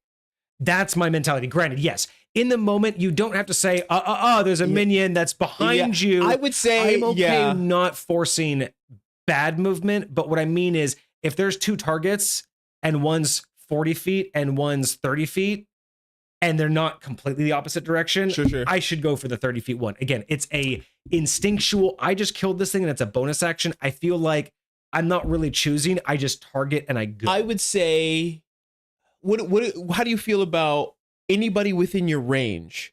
Because like what I mean by that is it's like, okay, if I have 5 potential targets that are within my range, right? And one of them is chewing on my friend, but a little bit further away from somebody that's closest to me, I can still move to them and bite them to potentially help my ally. Right. But it's not technically the closest. It's not technically the closest enemy. Yeah. So so I don't think it's super important to say the closest enemy, but I do believe what you had mentioned is at bare minimum, Rampage should say that you can take a bonus action to move up to half your speed towards an enemy. Yes, towards an enemy. It has to be towards an enemy. Then you can let DMs decide if it's the closest or not. Sure. Like I definitely see an argument for it. Yeah, I definitely see an argument for it. But it could be too pedantic, especially in situations with minions. So at bare minimum, it's just to remove the potential that they're going to use it to get a better tactical advantage that it's not designed for. Sure. Like either take cover or back up to the healer. Like something that's outside of the concept of being rampaging. Yeah, this is the whole point, is just like push them towards the enemy. Right. Yes. Because if you're going to use it, because the other option is don't. Like you don't got to use it. I'm okay with that. So, So hopefully that helps you out. But that's our only. So far that's been our only suggestion. Yeah. No, I like it a lot. All right. So now we get to the next ability, Gem Sense. Whenever you make an intelligence check related to the properties of a particular stone or gemstone, you are considered proficient in the check and add double your proficiency bonus to the check instead of your normal proficiency bonus. So is this like appraisal? Like, so an intelligence check related to the properties of a particular stone. I'm thinking this is intended for history checks as well as arcana checks. But the way it's written, it would also imply to investigation checks. And I feel like that might be sense. Well, but it could also be appraisal. Like, I don't know if appraisal is a proficiency. There's nothing specific to appraisal in 5th edition unless it's like a feature or like an additional like rule set. I know they have a jeweler's kit, and you might be able to do things with a jeweler's crafting kit. Check for jewelry. Like sure. So maybe what I would do, because this is like, you're considered proficient, and then you add double your bonus to the check instead of normal. So I think here's what I would do in order to help clean this up for 5th edition. And let me know if this is okay for a race to do. Because I don't know if this would be okay for the abilities. But Sure. to clean this part up, would it make more sense to say Gem Sense is that well, no, because that's not how you. No, that doesn't work either. I was wondering if you could say something along the lines of you become proficient in a certain thing, but considered expert when it deals with gems. Like, is that an easier way to say anything? But there's no real, like, you can't, There's no real one thing that we're becoming proficient at. Yeah. Because it's not really like a kit that we're being proficient at or anything. So, because you know what I'm trying to say is I was trying to clean it up to where it's easier, basically saying you're getting this proficiency, but just remember when it has to deal with gems, you get expertise. I thought that would be an easier way to say it than when it's regarding a gem and a proficiency, you add double your bonus. Like, it seems almost too complicated right now. I do get what you're saying. I do think using the terminology of expertise would help out a lot. Just cut down on a lot of the wording. My biggest...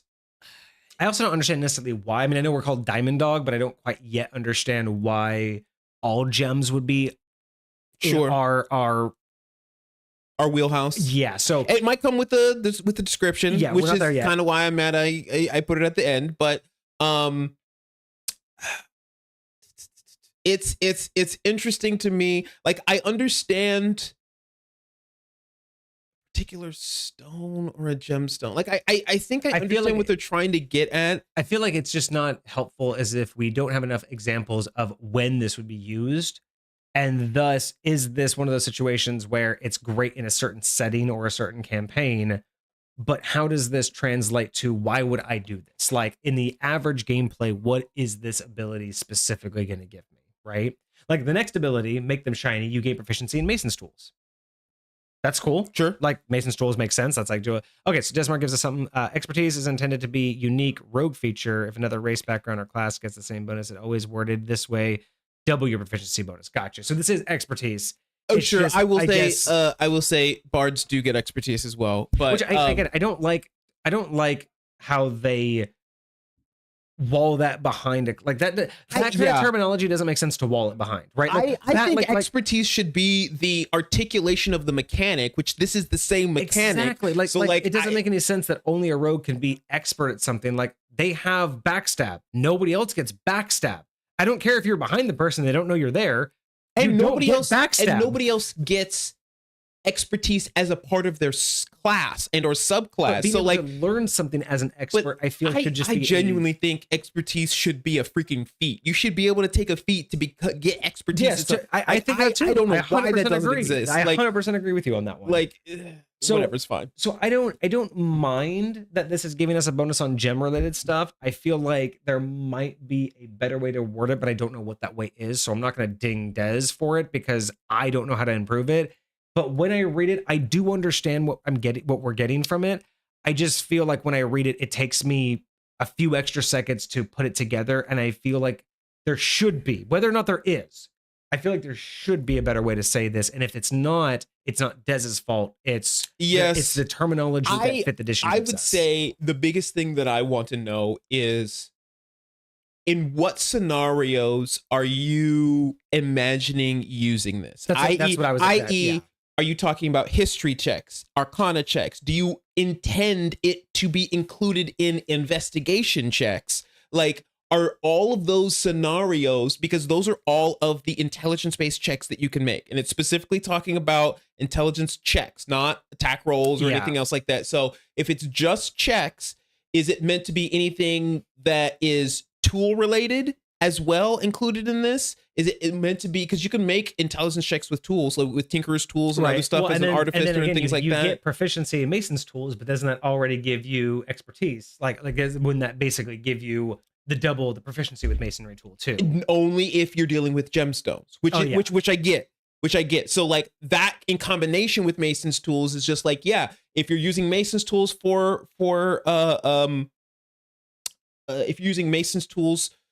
Oh, does it say that you're proficient in? Yeah, in proficient Mason's tools. No. So whenever you make an intelligence check related to a property, you're considered proficient and add double your proficiency check. So you're considered proficient and add double your proficiency bonus, and that's because you don't say expertise. You say you're proficient and then you add double. That's interesting. That's interesting because I'm thinking like, okay, if you're proficient in it already, you now get expertise. But this is saying, even if you're not proficient in that skill at all, you're proficient and expert. See, that's crazy to me because, like, imagine you hand me a set of jeweler's kits that I've never seen before in my life, and I'm just like, no, I can do this with expert. If I was already expertise in it, or if I was already proficient in it, if I already knew what these tools are, oh yeah, I'm familiar with this, I get it.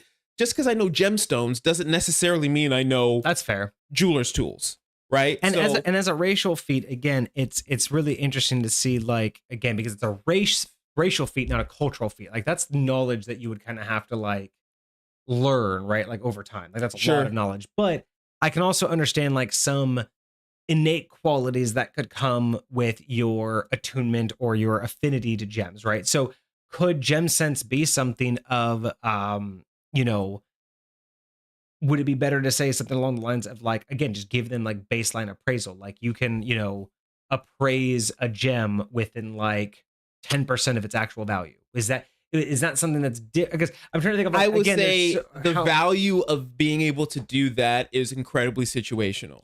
well, but I feel like these are too. And that's what I'm trying to think of. Like, is there a way to somewhat more Yeah. generalize what we can do with gems that makes sense for a race? Again, what am I born with, right? When you think about racial powers, Although I will say this there is are a not lot of gems in material components. yes. So And being that's what I'm able saying. to So, appraise those and being able to say, oh, this one's actually worth this much and that's would that's what I'm be saying. So it's like I'm trying to think of like what can you justify that you're born with that you have an affinity to gems for? Like I can understand like you're just born with like again you have extra senses, you have the dark vision, you have the sense of smell. Maybe you can just see like you just look at it and you're like I can tell this isn't clear. I can tell there's sure. so again if it's worth 1,000, you roll like a D100 or you roll like a D20 and you see how close you could judge its Sure. so if it's worth 1,000, you'll judge it between 800 and 1,200, and it'll just something like that. Again, like you said, it's kind of situational. I mean, if you wanted to make this lean more towards like a spellcaster, you could even go one step and being like, you basically all gems work the same to you. So in a sense, like, but that would be way more of a spellcasting lean. I would say just being able to. I feel like the largest value for being able to appraise a gem would be for spellcasters. Yeah, Now, granted, if I'm not a spellcaster, but there is a spellcaster in my group, it's still valuable. true. But So it's like something like that could be like I'm just trying to think of like what's more not more generalized, but like what could we do that would be I would feel more likely to be used in any gaming session versus again with this one, like again, how many checks are you doing that are gem related that makes me decide that's why I want this character sure. or want this build? Because so far, outside the rage, gems aren't enough of Now, a reason for me to want. I'll this. say yes, unless like I, as a character, plan on tying gem things into my backstory. Like I want to be a jeweler, I want to be a runesmith, or I want to be Okay. a whatever the case may be. Unless I plan on tying that into what I am, which is very possible because there are a lot of racial feats that work well when you attempt to tie it into what you are as a character. And I kind of appreciate that to a certain extent because it encourages people to add more to their character than just what the paper gives you, right? So it's like if I'm tying in the idea that my character likes to adorn all of their things with gems and maybe put certain magical powers into these gems to augment their abilities or whatever the case may be. Maybe that's just a thing that they want to do. Maybe they're an artificer that likes doing that. Like if you tie that into what you are as a character, I feel like that has the ability to make it more useful and bring more depth to your character. So that possibly, like I do agree. I want it to be something that is like that you feel like you're gonna use, but I don't want it to feel purely dependent on the DM. Yeah, or that plays well with how you want to play the character, not just again, because like these are you're gonna have to wait till you like interact with gems on so many different levels to really utilize this, right? That's what I was thinking of. Like the appraisal seems like at least whenever you run into them, you don't have to go, you don't have to go do the role play aspect. You just now the party just knows how much they are. Sure. I mean, you can do something even smaller. I mean, I don't know how game breaking this could feel, but like again, like it could be instead of gem sense, like gem polisher or gem sense, as in like you tend to pick out the best gems. So whenever you find treasure, you can like increase the value of gems found because you just know, oh, you just pick up the right ones or you can polish them up a little bit. So maybe you can do that to where it's just that could be beneficial. It just automatically increases gems value. Because that could be beneficial to anybody. It could be beneficial to the party, beneficial for money. Because again, I'm just trying to think of like what what makes sense for a race? Like, again, what are you born with that your affinity with gems is going to like? At the very least, culturally, you would have assimilated.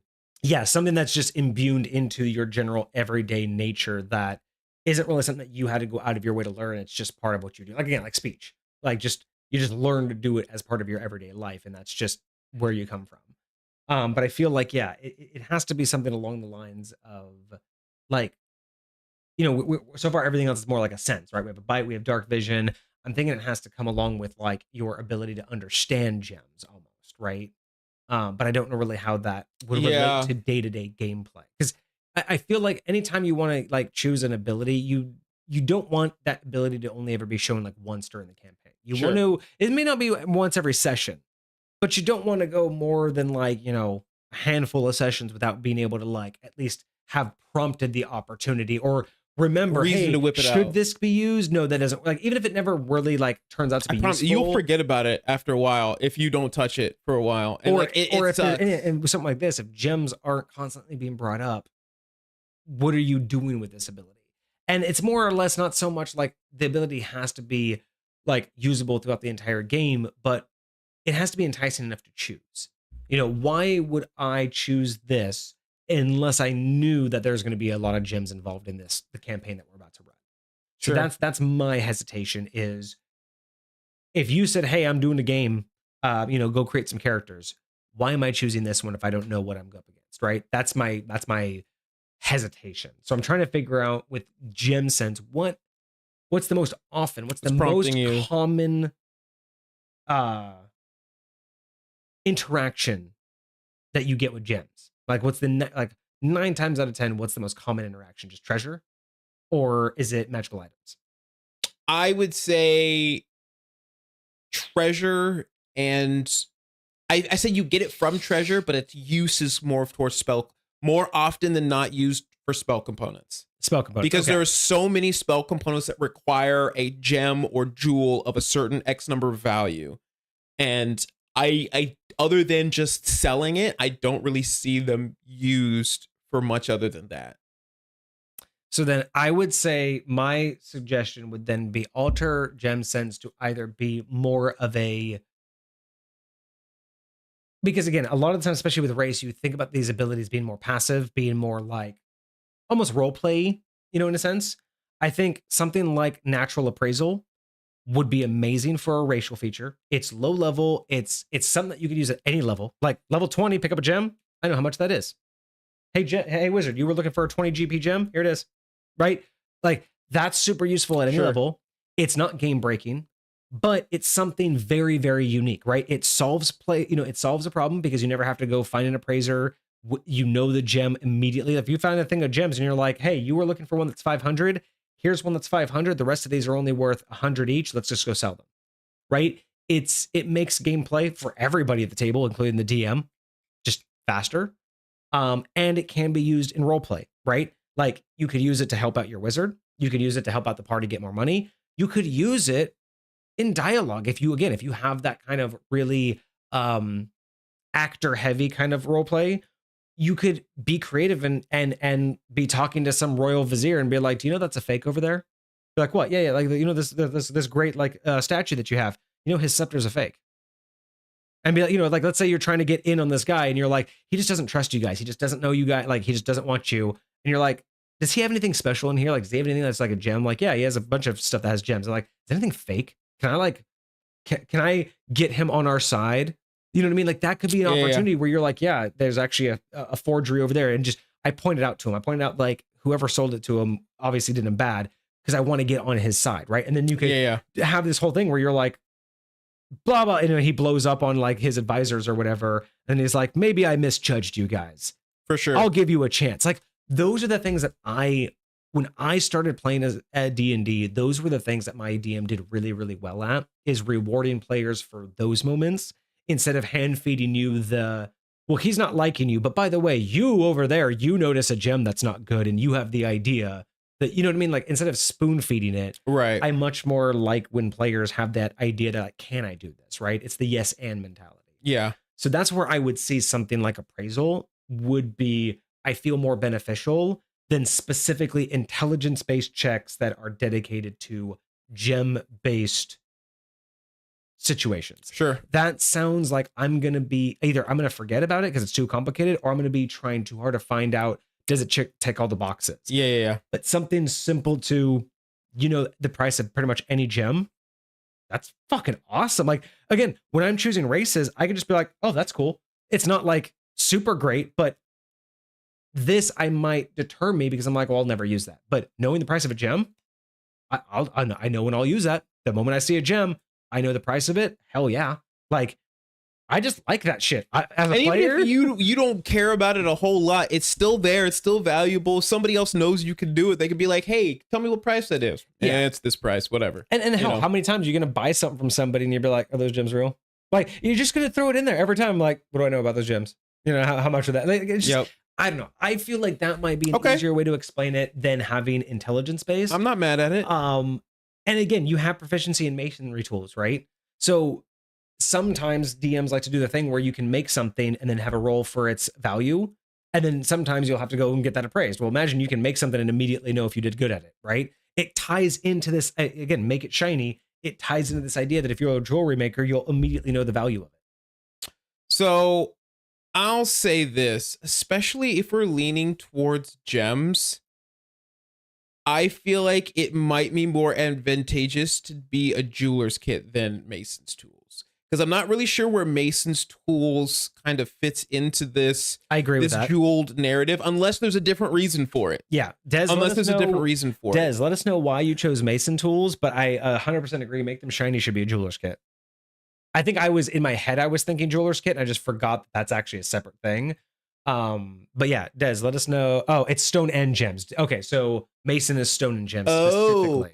So jeweler's kit is the jewelry. Gem sense so Mason's, so I'm assuming that means that Mason's tools allows you to carve gems. Like, you're actually taking the raw gems and making them into crystals. I think he's talking about gem sense. So when it says the properties of a particular stone or gem, so it's not just gems that we're talking about, it's also stone. So it could be obsidian, it could be it could be stone. But again, I need more examples then of what we're thinking about when you chose to say intelligence checks based on stones and gems. What does that mean? Like, I need, as a DM and as a player, because again, as a DM, if a player came to me and said I can do this, I'm gonna be like, okay, I think there's, like, I'm trying to think of when I'm thinking about Mason's tools, maybe it's like history when it comes to architecture or something like that, or like, hey, can I tell how long ago this dungeon has been, or this castle's been maintained? Yeah, and something like that. But then again, I would just say, like, then it should just be you have advantage on history checks with gems and stones. Like, that would be the language I'd be more comfortable with, because then it'd be more obvious, right? Like, that's why I'm just trying to understand, like, when we think of when, as a DM, am I going to throw an intelligence check at the players specifically relating to, like, because that's a lot on me. Yeah. Like you said, it's a lot on the DM to make sure that this power gets used. Whereas if you can just know the price and age of something, like, that could be beneficial, right? Like, you can just, know how old or how expensive something is, right? Like, sure. Those are the things I feel like I, as a player and as a DM, could use a lot quicker and a lot easier. Whereas if I specifically have to do intelligence-based checks as a DM, what if I never throw that at you? What if I just forget that that's your thing and I never give you a situation? It's like, or you ask as a player, hey, can I make an intelligence check for this? And I, as a DM, I'm like, I don't see the purpose of that. Like, I don't know what information to give you. That's what I'm worried about with this one is, I want to know what Des is thinking, because when Des created this, they obviously had some situations in mind. Sure. So without that as a DM, I would feel pressured to figure out how to use it. And I don't know when the players, as a player, when would I ask to use an intelligence check? So that's what I'm having the difficulty personally wrapping my head around. Okay. No, I totally feel that. I totally feel that. So come across a dungeon. It appears ancient, having many inhabitants over the years. Can I make a history check to find out how old the stonework is? So again, why intelligence based? Why not just say you can make advantage on history checks Like, you know what I mean? Like, I feel if it is because okay, so if we're talking about intelligence based checks, the only three that I'm presently aware of are investigation, arcana, and history. So it's giving advantage, or basically giving double roll on double proficiency on arcana, history, and investigation. So investigation is specifically to find. So maybe if you're in a room, in a old stone room, and you're doing an investigation check to find a secret passageway, you have expertise to find that secret passageway. If you are I get the idea.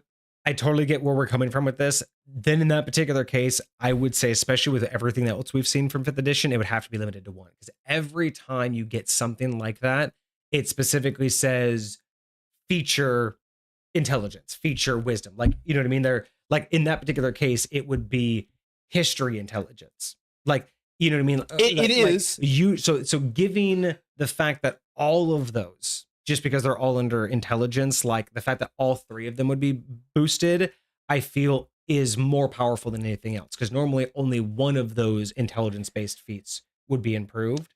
I would say, because you know what I'm saying is normally it is usually just the one, but it's also not usually restricted to a certain thing.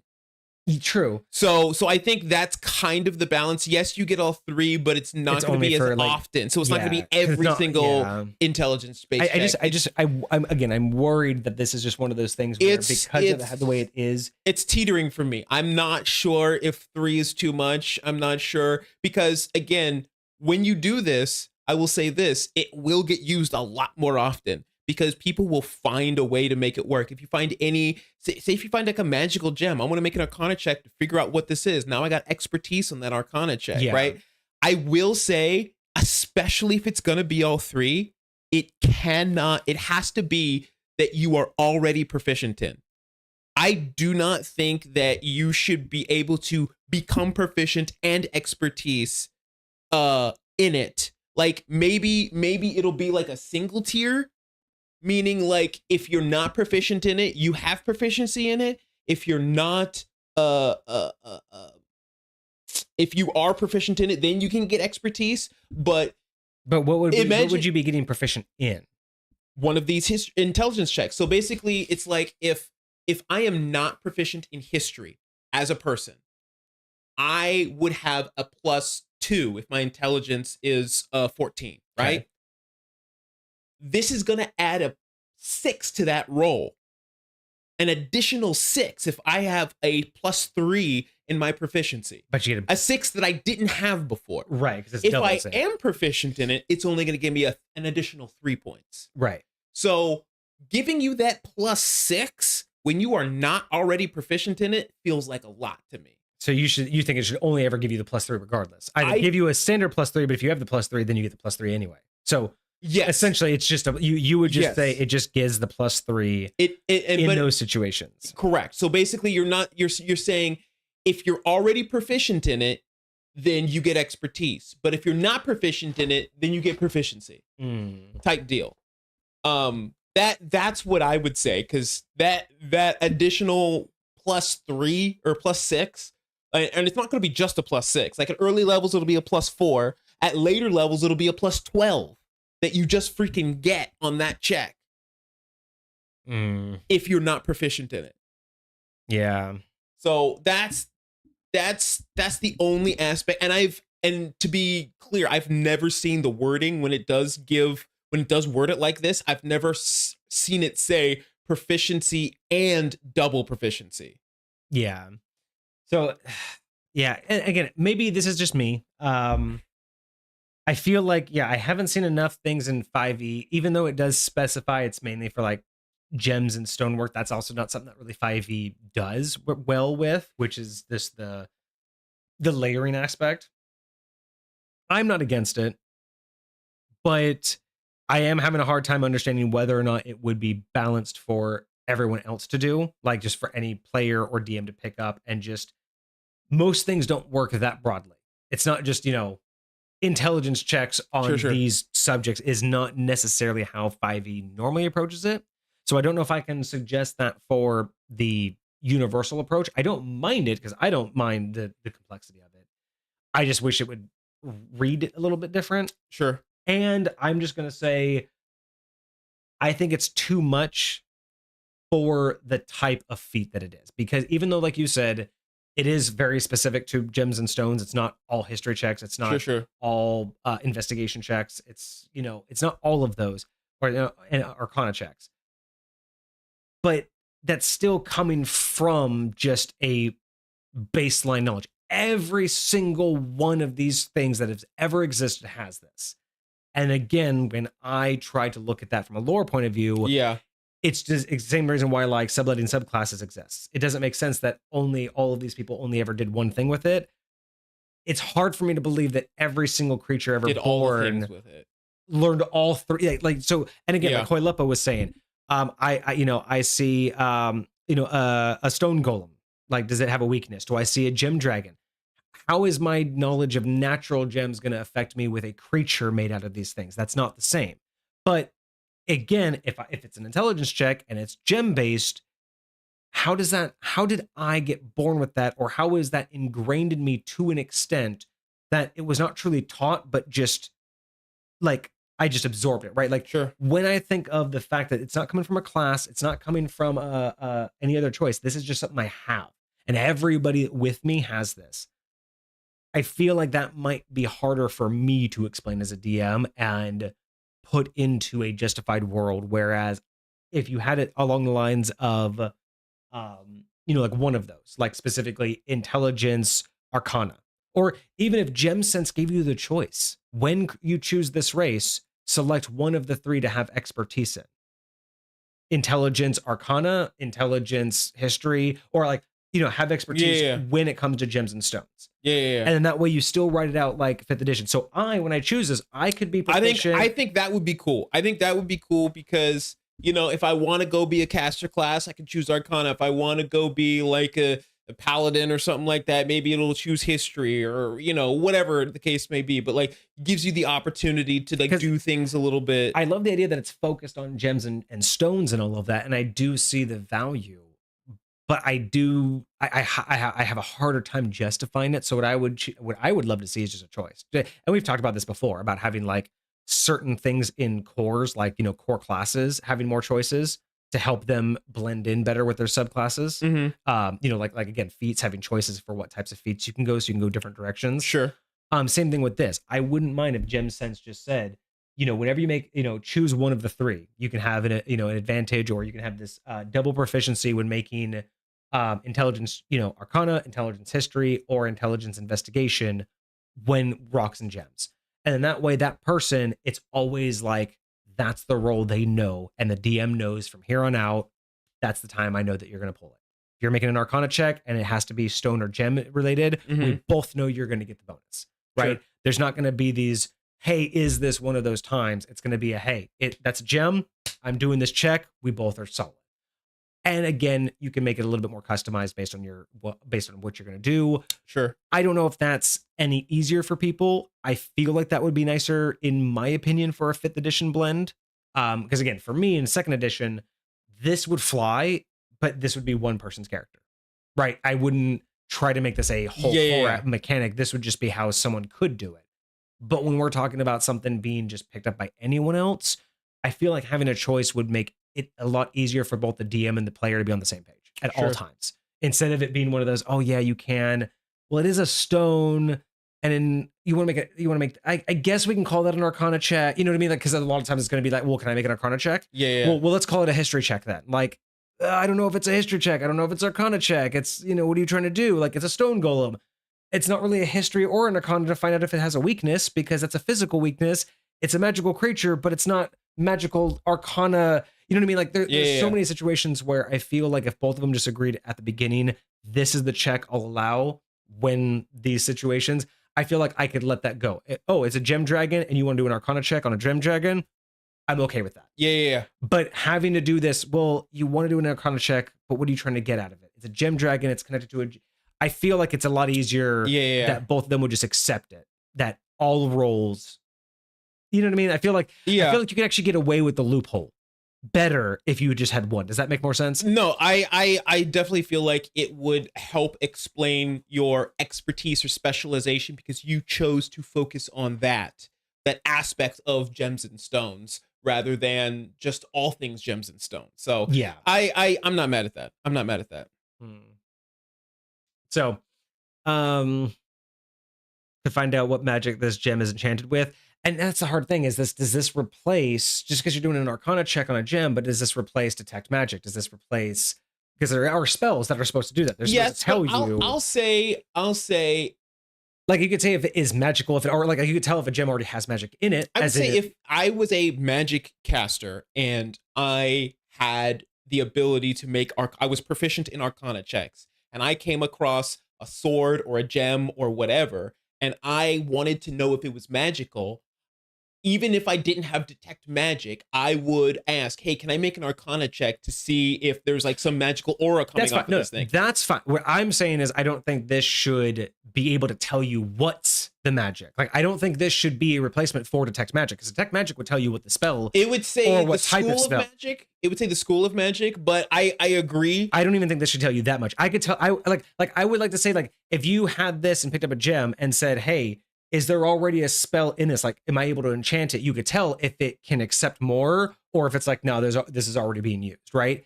That's what I would think this would be as an Arcana check. It wouldn't tell you anything about the magic because you're not sensing the magic. You're just sensing its capability. That's what I would think the Arcana check would tell you. I might be a little bit more flexible. Like I don't necessarily think I would get like, I definitely wouldn't be able to replace the Identify spell. Yeah. The Identify spell. Maybe that's what I'm thinking of as Identify. I don't want this to replace Identify, but maybe an equivalent of Detect Like, it's not going to tell you how many charges is in a thing, but you can feel more about it. Like, I would say... No, Detect Magic is fair. This would basically replace Detect Magic only with stone and gems. It's not Detect Magic on every magical item. It's only stone and gems. So that's fine. And you still have to roll for it. So what if it was that? What if you still have to roll for it? So why don't we just say, what if, Des, hear me out, what if Gem Sense was you can cast, or you can basically, you could cast the equivalent of Identify, or the equivalent of Detect Magic on any item, gem, or stone built. Like, what if that was Gem Sense? See, because Detect Magic is not really something you cast on an item. It's something you just cast and then it's up for a minute. So I would say, because it's like, am I going around trying to like sense it, or I'd mean it for, I would think it's more specific to, like, I want to know what this item has, not I'm looking for magic. I want to pick this thing up and go, what can I get from it? And because it's a gem, I will be able to get like the School of Magic that's inside of it, or if it's good or evil. I would say that you could say that that's basically an Arcana check. Like, I would say if I'm picking this up and I'm asking a question about this thing, that's what an Arcana check is. But if you're talking about like just automatically knowing, I would just take the wording from Detect Magic and say, you can choose any stone or gem and insert wording here on this item. And that's kind of what I was saying, is like, that's what I would think almost Gem Sense should be, is basically just Detect Magic for gems and stones, but instead of it being like an aura of, is there one around? You can pick up this gem and go, first off, what, like being able to pick up a gem and go, oh, yep, it's cursed, and it's at least a level 3, and it's but it's illusion, something like that. Like, I would be okay with that level. Like, again, I don't know what the spell is. It's not identified. You know what? But because it's a gem, I could pick it up and be like, I got this shit. Wouldn't even be mad at a low aura just always on. Hey, DM, can I tell if there's any like magical gems or stones nearby me, like by 10 feet? Like, I wouldn't be super mad about that. Oh, how about, what is it? Does it have to be magical? What if Gem Sense is literally, you can sense any gem or type, you can sense all gems and stones within a certain radius. You can just tell if there's gems or stones nearby? And you can tell what type. Like, you'd be like, oh, there's like you could like walk into a shop that's all wood, be like, you guys have opal in here? Like, or why is the entire floor made of limestone? Sure. Shit like that. Des, what do you think about that? What if Gem Sense was literally just an aura, like within 15 feet, you know every gem and type of stone within 15 feet of you? Again, it's more of again, you are born with this sense, you can smell it. You can, you know what I mean? Like it's just one of those, all of your extra sensory perceptions as a wolf, you just know every gem and stone within 15 feet. So someone walks, again, imagine for a thief, someone in robes walks by and you're like, you have 200, like you have gems on you. You know what I mean? Like find a royal who's like trying to hide, be like, you smell like royalty. Like you have way too much gem on you. Like, what are you doing? Or again, someone like tries to present as royalty and you're like, fucking fake, plastic. Like you ain't got a single gem on you, but you're all blinged out, right? Like imagine that. Like imagine being able to just like be in a jail cell and being like, you know, these walls are limestone. We could probably just like break through them. You know, like you could just learn, like, oh, that would be interesting. Cool. Des will add it to their notes. They'll consider it. I think that might be a little bit more approachable and way more usable. Like you said, if you could just low level be like, hey DM, what do I sense around me? Is there a gem around me? Is there a type of stone? What's around me? What is it? Like, that would be kind of dope. I mean, even if you wanted to go one step further and you knew what, again, if you knew every type, not just that there was one, but you could be like, you sit down at a table and you're like, what's in front of me? Be like, there's like, chalices and stuff. You're like, well, there's like, 15 rubies, 97 diamonds, but there's 3 jade pieces. You know what I mean? Like little quirky things like that you could figure out, or go to a jewel store and be like, so I want to look at their display. How much is real? And be like, there's 3 items that you can sense are real. You know what I mean? Just, that would be wild. Just some dumb shit like that could be interesting. Maybe a feature, moth can raise light awareness. You're aware of the nearest light source. Yeah, something like that. Like you can just. They do have a moth can raise that we haven't gotten to yet. So yeah. So if you like that idea, cool. Go with it. I feel like, again, I'm not trying to say that what you had was bad. I liked the approach that you were doing. I just feel like from a universal point of view, easier language and something that anyone who looks at it immediately can come up with an idea is always better than someone who's like, I get how I'm going to use this. Yeah. Because you could look at this and go, I'll find a way to use that. Like you gave a good example, but if you have to think about it, remember, the longer you have to think about using it, the less likely they are to choose using the race. Whereas if I look at that and go, I can sense every gem and every type of stone around me, that's interesting. I can immediately think of like 3 or 4 different ways that I can use that. And I want to go try it. Whereas if I look at this and go, intelligence based checks of a particular stone or gemstone, well, of a particular one, does that mean I have to choose a particular one and that's the one I get to know about? Or is it just that when I see one and I see a it takes me longer to figure out when I'm going to use this, and that will make me less likely, if I'm thumbing through being like, well, what am I going to play today? Mm-hmm. That's those situations are less likely. But if you can give them like, here's what you can do, and they're like, that's new, how is that going to benefit me? I feel like that's this spark. So not saying what you had was bad, just another example. Okay. Well, I feel like we spent a long time on that one, so we can move on. So make them shiny. I think Mason's tools, again, I don't know what Mason's tools do. I was just looking at you were suggesting jewelers, but Mason specifically, or no, we don't know exactly what Mason's tools do yet. So we don't know how those like. So special tools include items you need to pursue a craft or trade, proficiency in a set of tools, add a proficiency bonus to each type of. So it talks about the components. You get like a trowel, whatever that is, a hammer, chisel, brushes. So it's more carpentry based. Kind of like, I imagine you're gonna make like a statue or something like that. Yeah. I would think, or like a brick wall, like the stuff that you would do for a brick wall. So almost what I would want, like make them shiny. It's like, so it's almost like, it should be called like make them shiny or build them up, and then you get a choice. Choose Mason or jewelers. Sure. Because it does kind of feel like, again, we're doing stone and gems.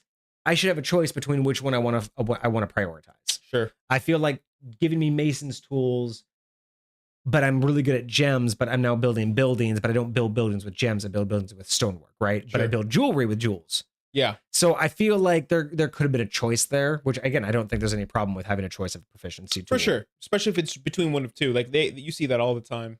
Yeah. So I wouldn't mind just doing like an option there. How about well polished? Oh yeah, well polished. That could also equal both of them. Well polished. I like that. Mason's tools either. Mason's tools or jewelry's tools. Both work. Yeah. Because I like that. Yeah. Nice job, Hoylip. I like that.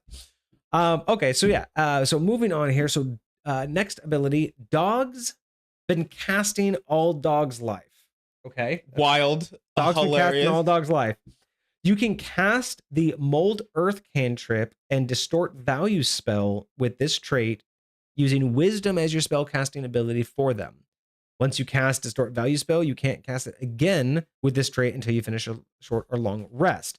So, Mold Earth is a cantrip, so you can just use all that as much, and then Distort Value once basically per day. I'm mad I didn't link those in there for you, but let me look them up real quick. I know Distort Value. I'm pretty sure that one is you can adjust the apparent value of something by I think like up to 100 or 1,000 GP.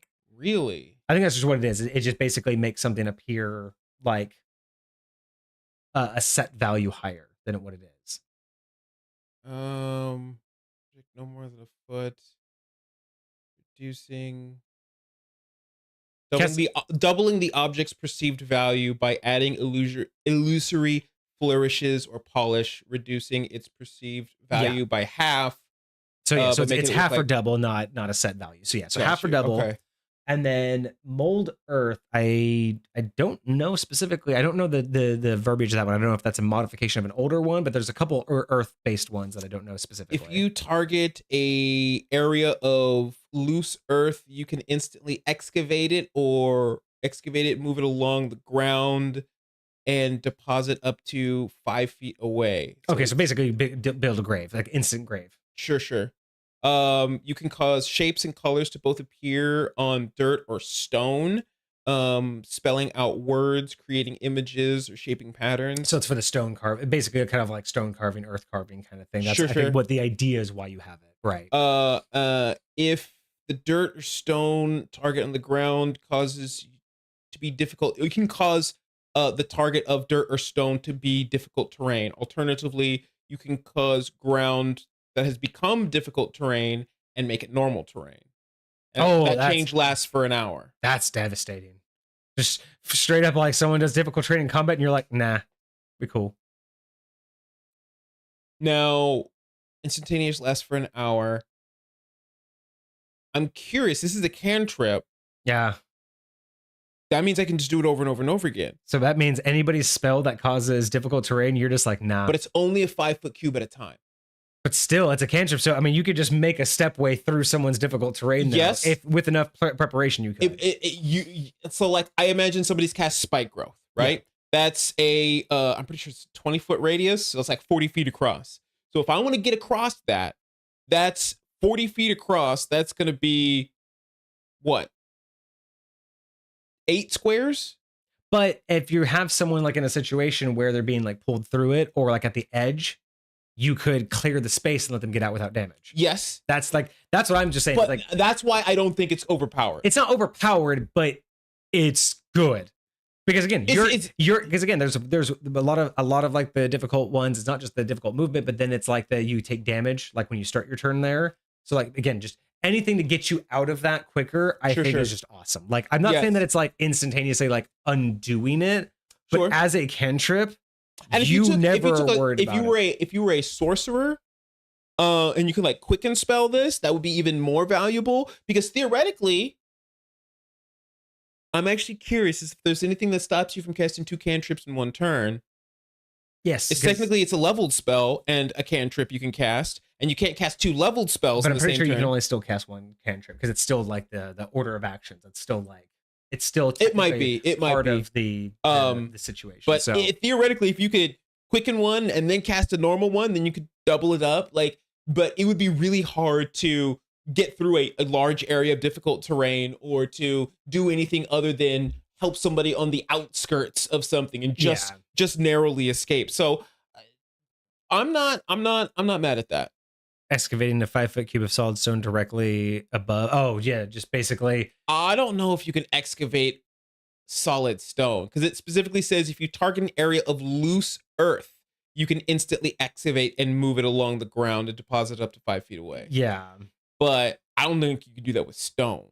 Yeah, so I get why this would have it, although I'm not sure. I'm 100% in agreement that this is the most relatable. I see the connection. I just don't know if it's the strongest one. because honestly, like in my mind, like I love that it kind of gives you like some basic magic casting, not that big deal there. But again, something that I'm born with, something that I'm like intertwined with like this element aspect. I kind of was honestly expecting, I love distort value, that I don't mind that at all. It's not 100%, doesn't 100% make sense, but I'm okay with it. Sure. I think that kind of shows more of an intent than a lore accurate like description. It seems like more like it's built more to fit in than it is to make sense. Sure. If that makes sense. Sure, If that helps. But I almost would have done like stone to flesh or flesh to stone. Like that would have been an amazing ability. About, like it should be a level 1 spell. Stone to flesh, or yeah, 6th level spell. Oh, that's a 6th level spell. Stone to flesh. Now, if you're thinking of mold into stone or mold into earth or something like that, where you can like go into stone. Oh, there's that one too. That could have been. But that's I didn't realize that was a 6th level spell yeah. of just doing like the stone flesh, because that would have been more along the lines. But yeah, you can't give them a 6th level spell that early.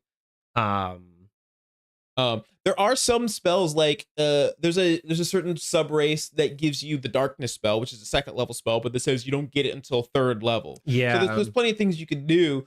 But again, if there's a racial feat you don't get until like a way later level, like number 1, how is it a racial feat? Number 2, why am I waiting so long to experience something about my race? Especially if I'm not getting stuff up into that point. So yeah, like I said, I'm not upset about these particular spells. I just like, I know that there are other ones that I feel like would fit more, but again, maybe not low enough level Sure. to truly fit. Because yeah, I don't know any other cantrips that would make sense for stone or gems. And then anything below 2nd level spell wise is, what about transmute? Transmute, what is it, stone to mud and mud to stone? Or is that an older one? Is that basically what this replaced? There is no, it's investiture. Meld into stone is the one I was thinking of. Meld to stone. I don't mind that one too. That one is kind of cool too. Like being able to become like part of the stone. Stone skin. Earth tremor could also work. Yeah, maybe. I mean, because again, you know, the idea is that you understand, you feel like the stone and the gems, right? So, actually, no. I think honestly, my favorite is meld into stone. That honestly makes the most sense. You because again, if you could feel stone, feel gems. This is part of like your race. The fact that you can touch a stone and just go into it fucking makes perfect sense. Like you literally, that is why you can sense them. You are literally one. Call it one with the stone. You can literally call it one with the stone, and then it just grants you that ability. And then yeah, you could either keep mold earth or distort value. I would say if you're gonna do that, I would nerf it and make it. And word it how this is worded. Not the cantrip part, but the distort value. You cast it once, and you get it after a long rest. No, I'm totally fine with it. It's a leveled spell. It's a 3rd level spell. Yeah, so I would totally be fine with every long rest. Yeah, but that would just make so much sense, though, right? Like, let me actually see what exactly it does. Because like I remember trying to use meld into stone and it not being as valuable as I thought it was going to be. But it sounds like, I think it does perfect for this. It does. It definitely wouldn't last 8 hours. I'll tell you that. Yeah. Gosh, I really wish you could do. I mean, you can even say it's equal to a number of hours equal to your proficiency modifier. Then it grows with you, and that makes perfect sense for your race. So again, you could just say, yeah, just you get that, and it's equal to a number of hours equal to your proficiency modifier, because then it still makes sense, right? Even at the lowest level, 2 hours is still fine. It's not game breaking, but it's still lower level. Because what you can do, you basically travel at like a half speed or something through stone. No. So it just says you basically merge with stone for a second. But while you're in there, you can't see or hear anything. Oh, this isn't even the travel through stone. This is even a weaker version than what I remember. You step into a stone object or surface large enough for you to fully contain your body, melding yourself and all your equipment you carry with for the duration. Using your movement, you step into the stone at a point you can touch. Nothing of your presence remains visible or otherwise detectable by non-magical senses. While merged with the stone, you can't see what occurs outside, and any wisdom perception checks made to hear what's going on outside are made with disadvantage. Um, you remain aware of the passage of time and can cast spells on yourself while merged with the stone. You can use your movement to leave the stone where you entered, which ends the spell. Otherwise, you can't move. Mm-hmm. So it's really only useful if you have some, like, say you had a familiar outside hanging out in the room. You meld in there and you can like see through your familiar's eyes, and then they don't know you're there, type deal. Gotcha. So But here's, I think, the other one I was thinking, because I could have sworn there was an older version. Like there's a second or third edition spell where it was literally like you get to walk into like stone and just pass through it, but at like a reduced speed. But like sure. you literally You're moving just at get half to, speed, but you're walking through. yeah, Stone. you're actually getting to do it. Interesting. I'm trying to see this other one. Well, that's a 5th level spell. Which one? Pass wall is a 5th level Oh, spell. yeah. I remember that one.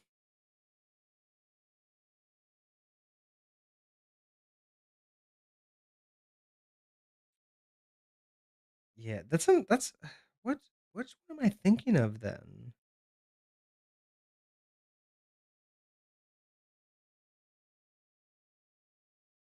It could be from another edition. It has to be.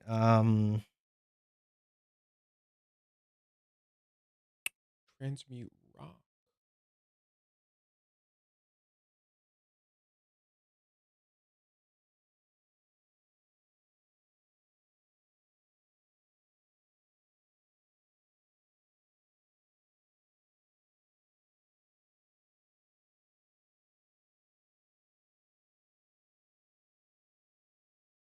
mm,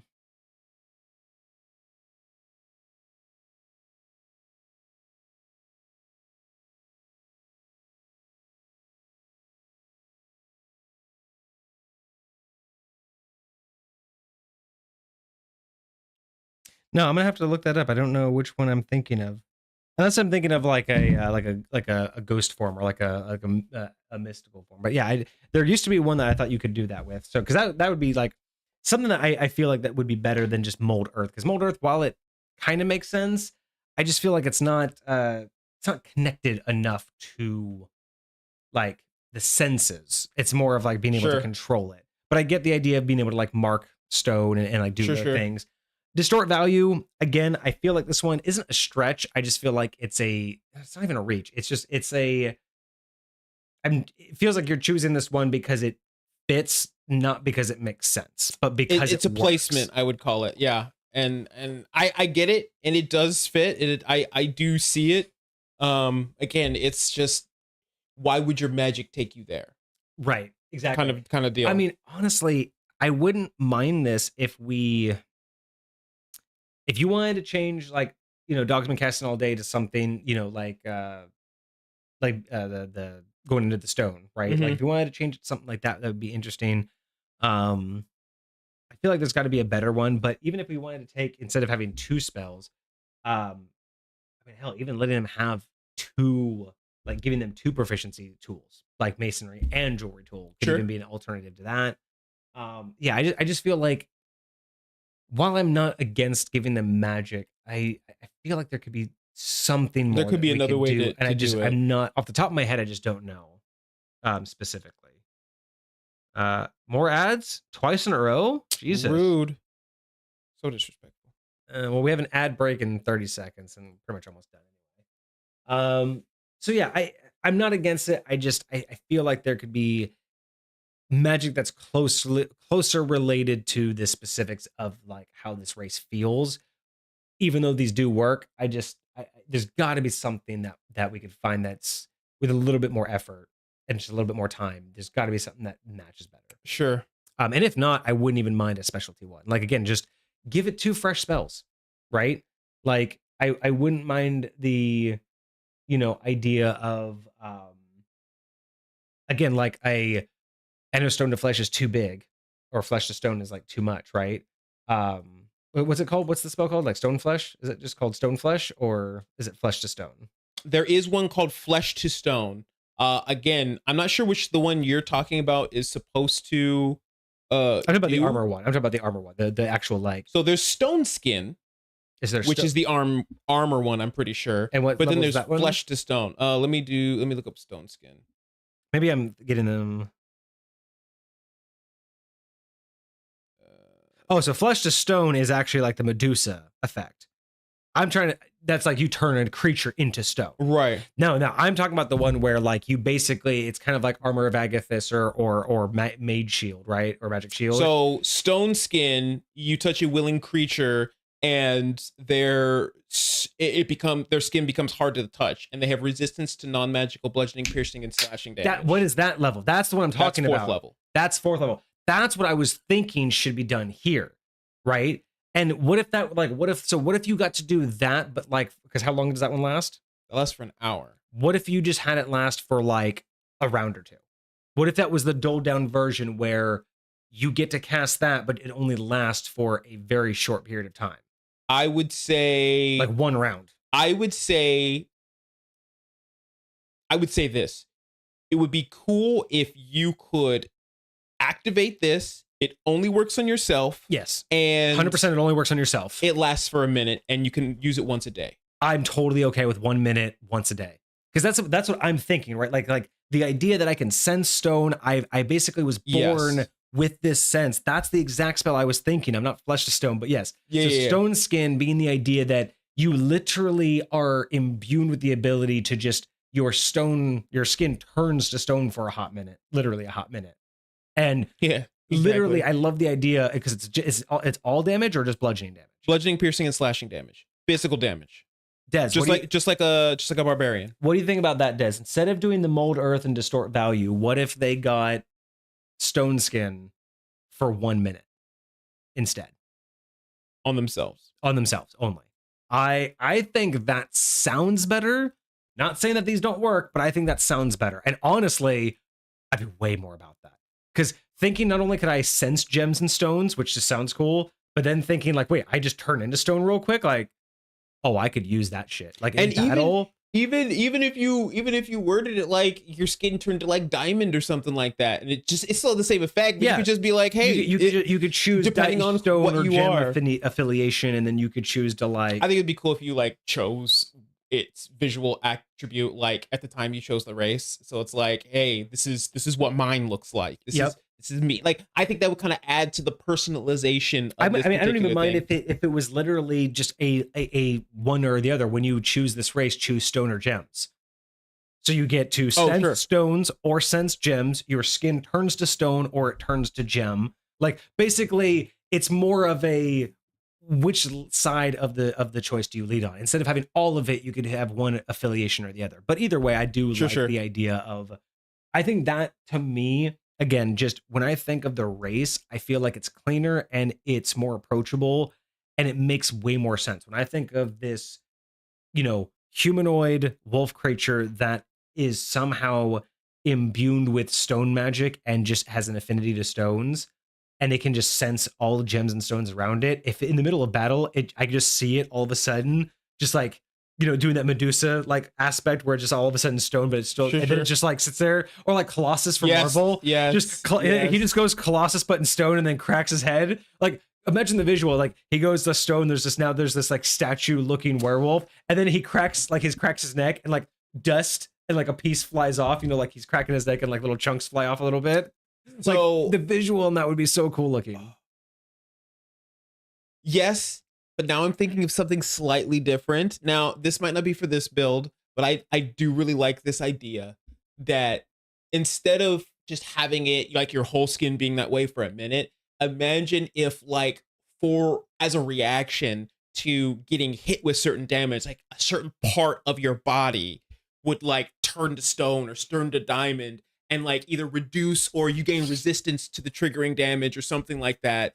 Just to I like just like a different visual. Yeah, just as another way to like imagine the ability to use this. It's just like, hey, like I put my arm up in front of me and it took the brunt of that damage and it was like stone for for this moment or whatever the case may be. It's just like a super quick, just blocking damage and like reducing whatever it is you would have taken, you know. I like that.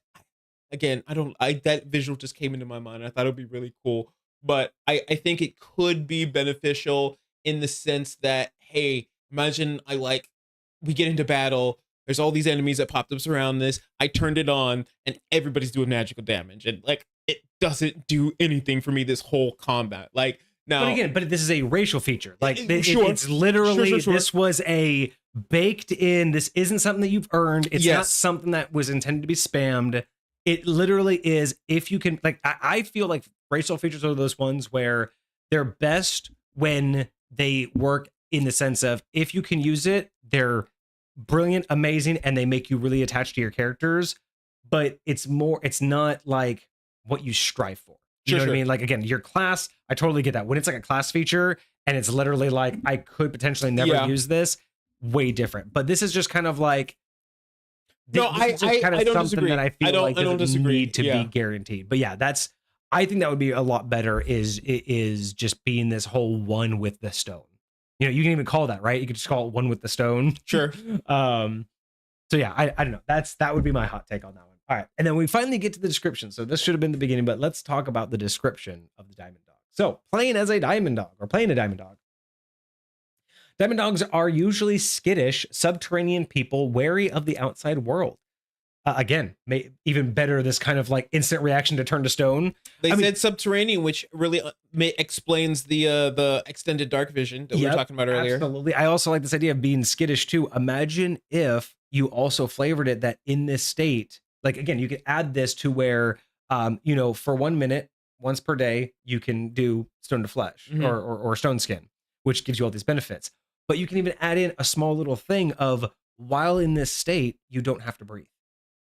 Therefore, you can also state in, when not moving, you look like a statue. You could be mistaken for a statue. So in this form for 1 minute, you don't have to breathe.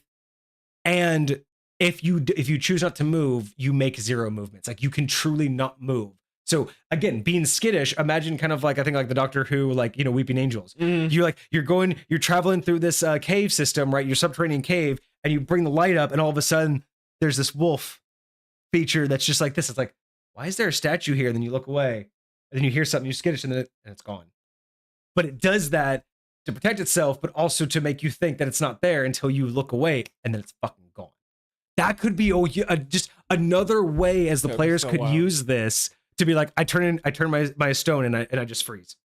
And so now it just looks like a dapper, like, and then they're like, all right, I'm gonna hold my next action to, as soon as nobody's looking at me, dash away. Yeah, or as soon as they're not looking away, I'm gonna make a stealth check, and then I'm gonna go behind those curtains or something. Like, that could be such the greatest like little add-on. Is that, again, and think about it, like, oh, I fell off a boat and I don't know how to swim. Well, I'm going to turn to stone for a hot second because I'm panicking. I don't want to breathe. Although that, depending on how deep it is. And then you would say, but like shit like that could just be so much more fun to play with. And theoretically, if it's not that deep, you could just for a minute walk. Because you're still stone and you don't have to breathe, but you also don't have to not move. Yeah. But again, imagine that little extra bit of not breathing for 1 minute. That's not hugely game breaking, but gas. I'm not going to breathe for 1 minute. I can walk out. I'm going to drag my unconscious party out of here, out of the noxious knockout gas. Like, you could have some fun with that. That could be kind of cool. There you go, Des. More ideas for you. I kind of like that. Okay, so we know that they're skittish. Again, this is why we like these descriptions ahead of time, because this is what inspires us. So not just physical material, but how much an individual has can help the community. Sorry. So Diamond Dog's culture is based on social wealth. So not just physical material, but how much an individual has and can help the community. So it's more about, it's not just that you have a lot of stuff, but is what you have beneficial, and are you using it in a beneficial way? Okay. So I don't care that you have the most meat. If you're not eating it and not sharing it, your meat's going to go bad. Therefore, you don't matter to us just because you're hoarding the meat. If you have the most meat because you're the best hunter and you're sharing it and you're preventing us from going starving, you are much more valuable to the community than the guy who just has all the meat. Sure. That's how I'm looking at that situation. Okay. The more an individual has aided those around them, the more they are offered by those around them. So it's very much a get what you give in, or take out what you put in. Diamond dogs speak in an impersonal third person, referring to themselves simply as dog. Dog will help you. This dog has been mining all dog's life. Hence, the dog's been casting all dog's life. Got it. Hence why that notoriety. Okay. That's clever. That's interesting. Great for NPCs. I feel like that could get difficult or annoying as hell with a player. I will say this. So I gotta step away real sick. I've got a couple players. They like to play like the low intelligence barbarians and do some of that work. And one of them just straight up refers to themselves in the third person, right? And I think it's awesome. I think it's great character role play. I think if the player enjoys that, they can continue to do that. But I would say, depending on how you want to run your backstory, if you don't want to do that, like, you can find a way to articulate out of it, right? You can say, hey, I grew up in this culture, but then when I left and started interacting with the rest of the world, I got treated some type of way from the way I talked, or I wanted to blend in better, so I learned how to speak the way other people speak. So, or you're the outcast and you just always spoke differently. That's why you're not part of them. Well, what I was talking about is there could be a way for you to explain why you don't talk like this. So I would say it doesn't necessarily have to mean that every dog of this race speaks like this. Yeah, when you go to their hometown, this is how they will all speak. But yes, it's not necessarily required. Like, if you want to choose to talk a different way, like, it's like an accent. You can lose an accent. Exactly what I was thinking. You can lose an accent, but you don't necessarily have to, but you can very easily not indulge in. Curious how you feel about Kenku then, because I'm just now thinking about Kenku. Kenku do not have the ability to speak. They only have the ability to mimic other people's speak. So the only thing they can say, they're literally parrots. Yeah. They can only just repeat a saying that. So I don't mind those, but to me, it's the same thing as if you were going to do like a themed game, like for Marvel, and someone wanted to play Groot. Fine idea, only good in the right person's hands. Like, because Kenku could be a really unique and fascinating race, but in the wrong person's hands, it could just be one of those, we all just kind of know you don't talk, but we overlook, like, it's one of those things where you just kind of forget about it. Like, it's there, it's part of the story, but we're not really like indulging in it. Whereas if you have the right kind of person who knows how to act and inflect, that could be a lot of fun. Because I mean, think about how much range Groot has as a character, when all he ever says is "I am Groot." But sure. The range at which you can say "I am Groot" in a questionable and excited and sad, and with how other people interact with Groot, you get the reference, right? You get context. Sure. If you have a player who could do that, who could be like, "Are you guys hungry?" Be like, "You guys hungry?" Versus, "You guys hungry?" Sure. You guys hungry? Like, there's a you can do that. You can easily be like, "Are you guys hungry? Are you guys hungry?" Versus, "Are you guys hungry?" That's all you have to do. It's a parrot. They have to say the same thing, but not necessarily in the same way. And if you have a player that can do that, that game can be super fun. Sure. Because they can be the Groot of the party. Honestly, I've never had it happen, but the first thing that I imagine is somebody with just like a soundboard, and they just like are pressing like soundboard buttons that are a bunch of different quotes from either other party members that have said different things, or literally from like just like random media. I don't know enough about the Kenku if they can repeat anything they've ever heard, or only what recently has been said. I don't know if they can anything. Okay. Yeah. So they don't have context of what's being said. They just know when something was said in that situation. So they can understand speech. So they understand what words mean, and they understand what context means, but it's like the only things that they can verbalize are things that they've heard. So they can't put their own sentence together. They know what a sentence means, but they can only say it as they've heard it. So if I want, imagine Bumblebee. It's exactly like Bumblebee. Bumblebee can only speak in idioms based of that it can find from like the radio or from media or for things like that. So it's more like it's a race based on quoting. Yes, quoting others, not parroting. Yes, big difference. You're making full sentences. You're making your own thoughts, but you're using it in a way that that comes from other people's. Like that's all you have to select from. That's your alphabet, so to speak. I like what Desmar said. Someone had a spreadsheet just full of song quotes for their Kenku. Oh, sick! So it was just sick. in sing-song, like song lyrics. Like that's cool. Especially if you're a Kenku bard, that would be so fire. And so I'm totally okay with that kind of idea, right? Like it can be done, but again, in the hands of a right kind of person. Otherwise, it's one of those features that, like, you could play a mute character, but if you don't lean into it, and everyone just basically metagames with you as if your character can speak, and no one like, oh yeah, he's the character that can't speak, and even when you meet NPCs, like he doesn't speak, but outside of that, you basically speak to that. Like when you don't really act like it, and it's just a characteristic, it's basically like saying, oh, I have a 10-foot tall hat. It doesn't stop me from doing anything, and it doesn't affect my gameplay, but just know I have a 10-foot tall hat. It's so, like that doesn't don't.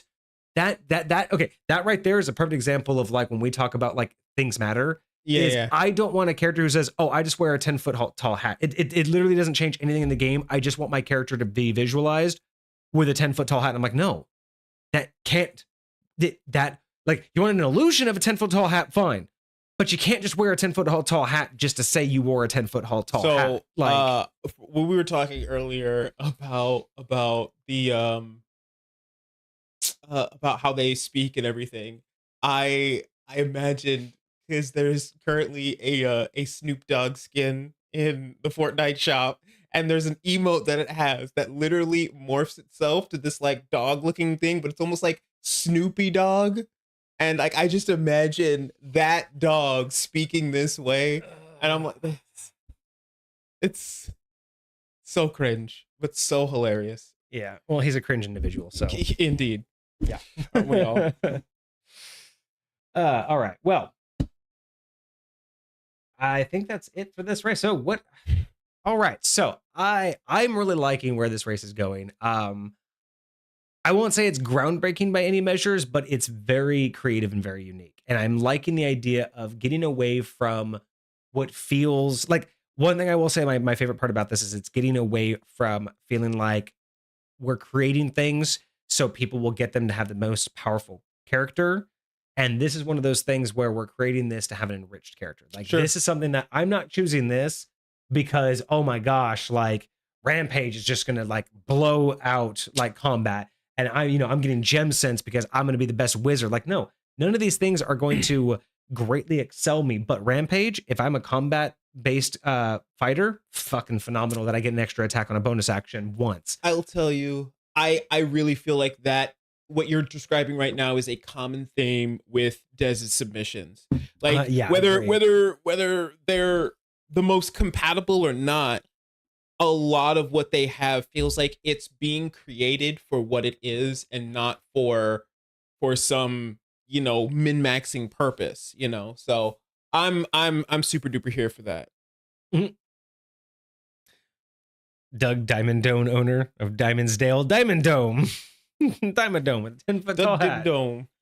So I really like the ideas here. I think that these are definitely leaning in more to the play of the character and not so much the doing of the character. Not what the character can do, but how I'm going to play it. So definitely love it there.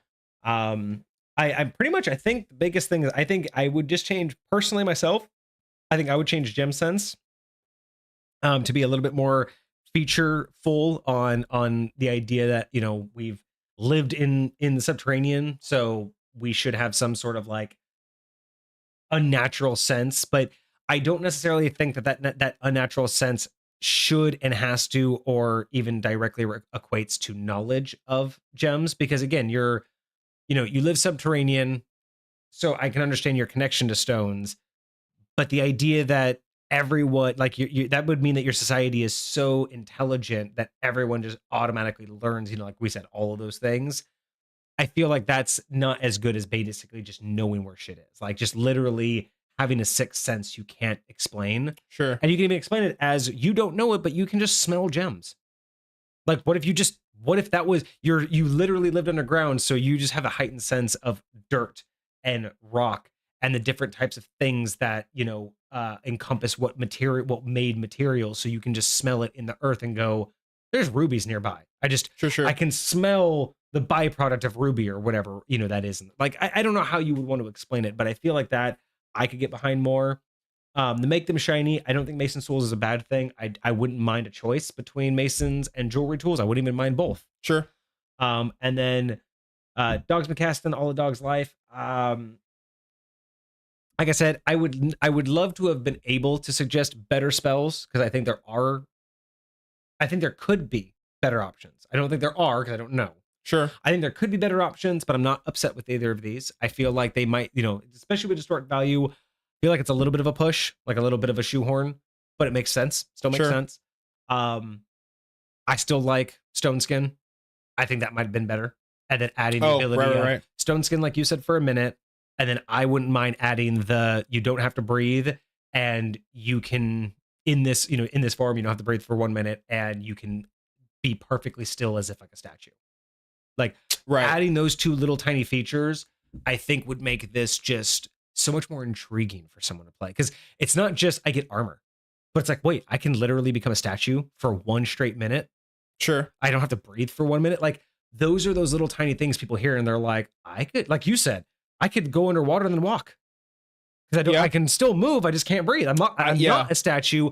I could just move so little as if to appear as a statue. Right. Like, you could, I feel like that to me would be super exciting.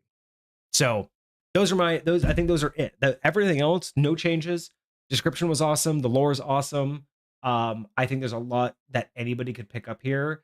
And I think it's doable and usable. My only concern is that, again, as written, gem sense, I think, is the only consideration or the only hesitation in terms of, again, if I'm imagining players just kind of flipping through and reading through these real quick, I don't think anything on here would dissuade them from choosing it except for gem sense. And it's just the wording. It's not the ability and what it does. It's just when I read that, I feel like it doesn't connect the player enough to what they can do with it. And therefore there's a hesitation there. Sure.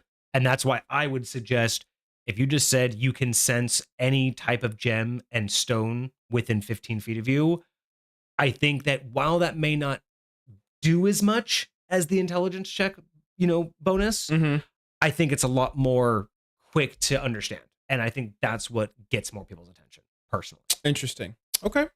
But other than that, it's great. I like it. I think it's really cool to have a race that's like, I don't know. I think it's really unique to have this race that's like tied to gems and stones, like like your natural ability is tied with like sensing these things. I love that as an idea. I have very similar things as well.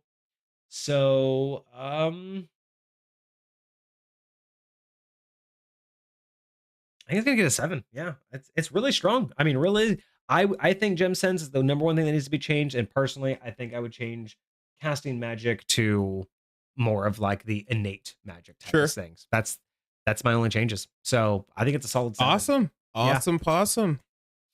Des, I hope you enjoyed that. I hope we gave you some good ideas to consider, or at least we gave you confirmation that you made what you enjoyed. But I hope that we gave you something to think about. I really enjoyed it. Thank you very much for submitting this. These are always so fun. Again, I get so many unique ideas from this. It definitely agreed, because the whole time I'm doing these reviews, I'm thinking of, High Point. I'm thinking of what I already have in High Point, what this is similar to, what could I improve, what could I add, like, again, all of that. And again, it's like it's nice to see things that I've thought about doing, but then I actually get to see someone fully test out and flesh out. And then it just makes me realize, like, okay, I was gonna go that way, but now that I see it, in this slide, I'm like, oh, I probably should have gone a different way. So it's always great for me because I really get a chance to grow myself and put my understanding to the test of what I think something should be, right? 100%. So it's always fantastic. I think it's just it's a great experience. I'm hoping for everybody because I know I really enjoy it. But anyway, so that's taken us to the 3-hour mark. I think that's good for a Monday. It's 9 p.m. Might be good to stop it there. We have our normally scheduled Friday programming. What is Dez's average? Their new average, they jumped from a 6 to a 7 with that review. Ooh, there we go. That's what we want to see. Jumping up the ranks. Indeed. Congrats, Dez. Going from a 6 to a 7. It was a good deal. It was a very good deal. Nice. I think it definitely puts them at a very good feel for where a lot of their submissions have been, because they've been, again, so inspiring to me, at the very least, with thinking differently about how you're approaching a lot of these creations. So I'm stoked. Absolutely. Well, I'm glad everybody in chat enjoyed that. So this Friday, I'm still working on trying to finalize my magic identification, or magical creatures. You could tell I don't even have a full understanding of it, because I don't even know what to title the damn thing yet. Sure. I'm still working on that. So if we don't do that, I think starting next month we're going to start rotating in sublet and subclasses and pop culture builds into Friday streams. So we'll start doing that next month. So for this month, we'll try to do the history of magical identification. I might do one more history of. We might do another image to item. If I don't get that done, maybe we'll do one more. That'll be a third round of image to item, because that was a lot of fun. And just the more we can create, the better. But other than that, I really, again, we have history of, we have sublet and subclasses, we have pop culture builds. I wouldn't mind a fourth rotation for the month, like being able to every so at least that way everybody can be like, oh, it's the first Friday of the month, it's going to be a history of, it's the second Friday of the month, it's going to be a sublet and subclass. Like I wouldn't mind that kind of a rotation. But that's only three series versus 4, so we gotta, maybe that fourth one will just be a regular, just open chat day. I don't know. Oh, okay. Fair enough. Just let chat kind of guide it. What are we looking at next Monday for a review? Next Monday, we talked about this on Friday, but we switched up Hecate's review to his Frost Twin-Headed Drake.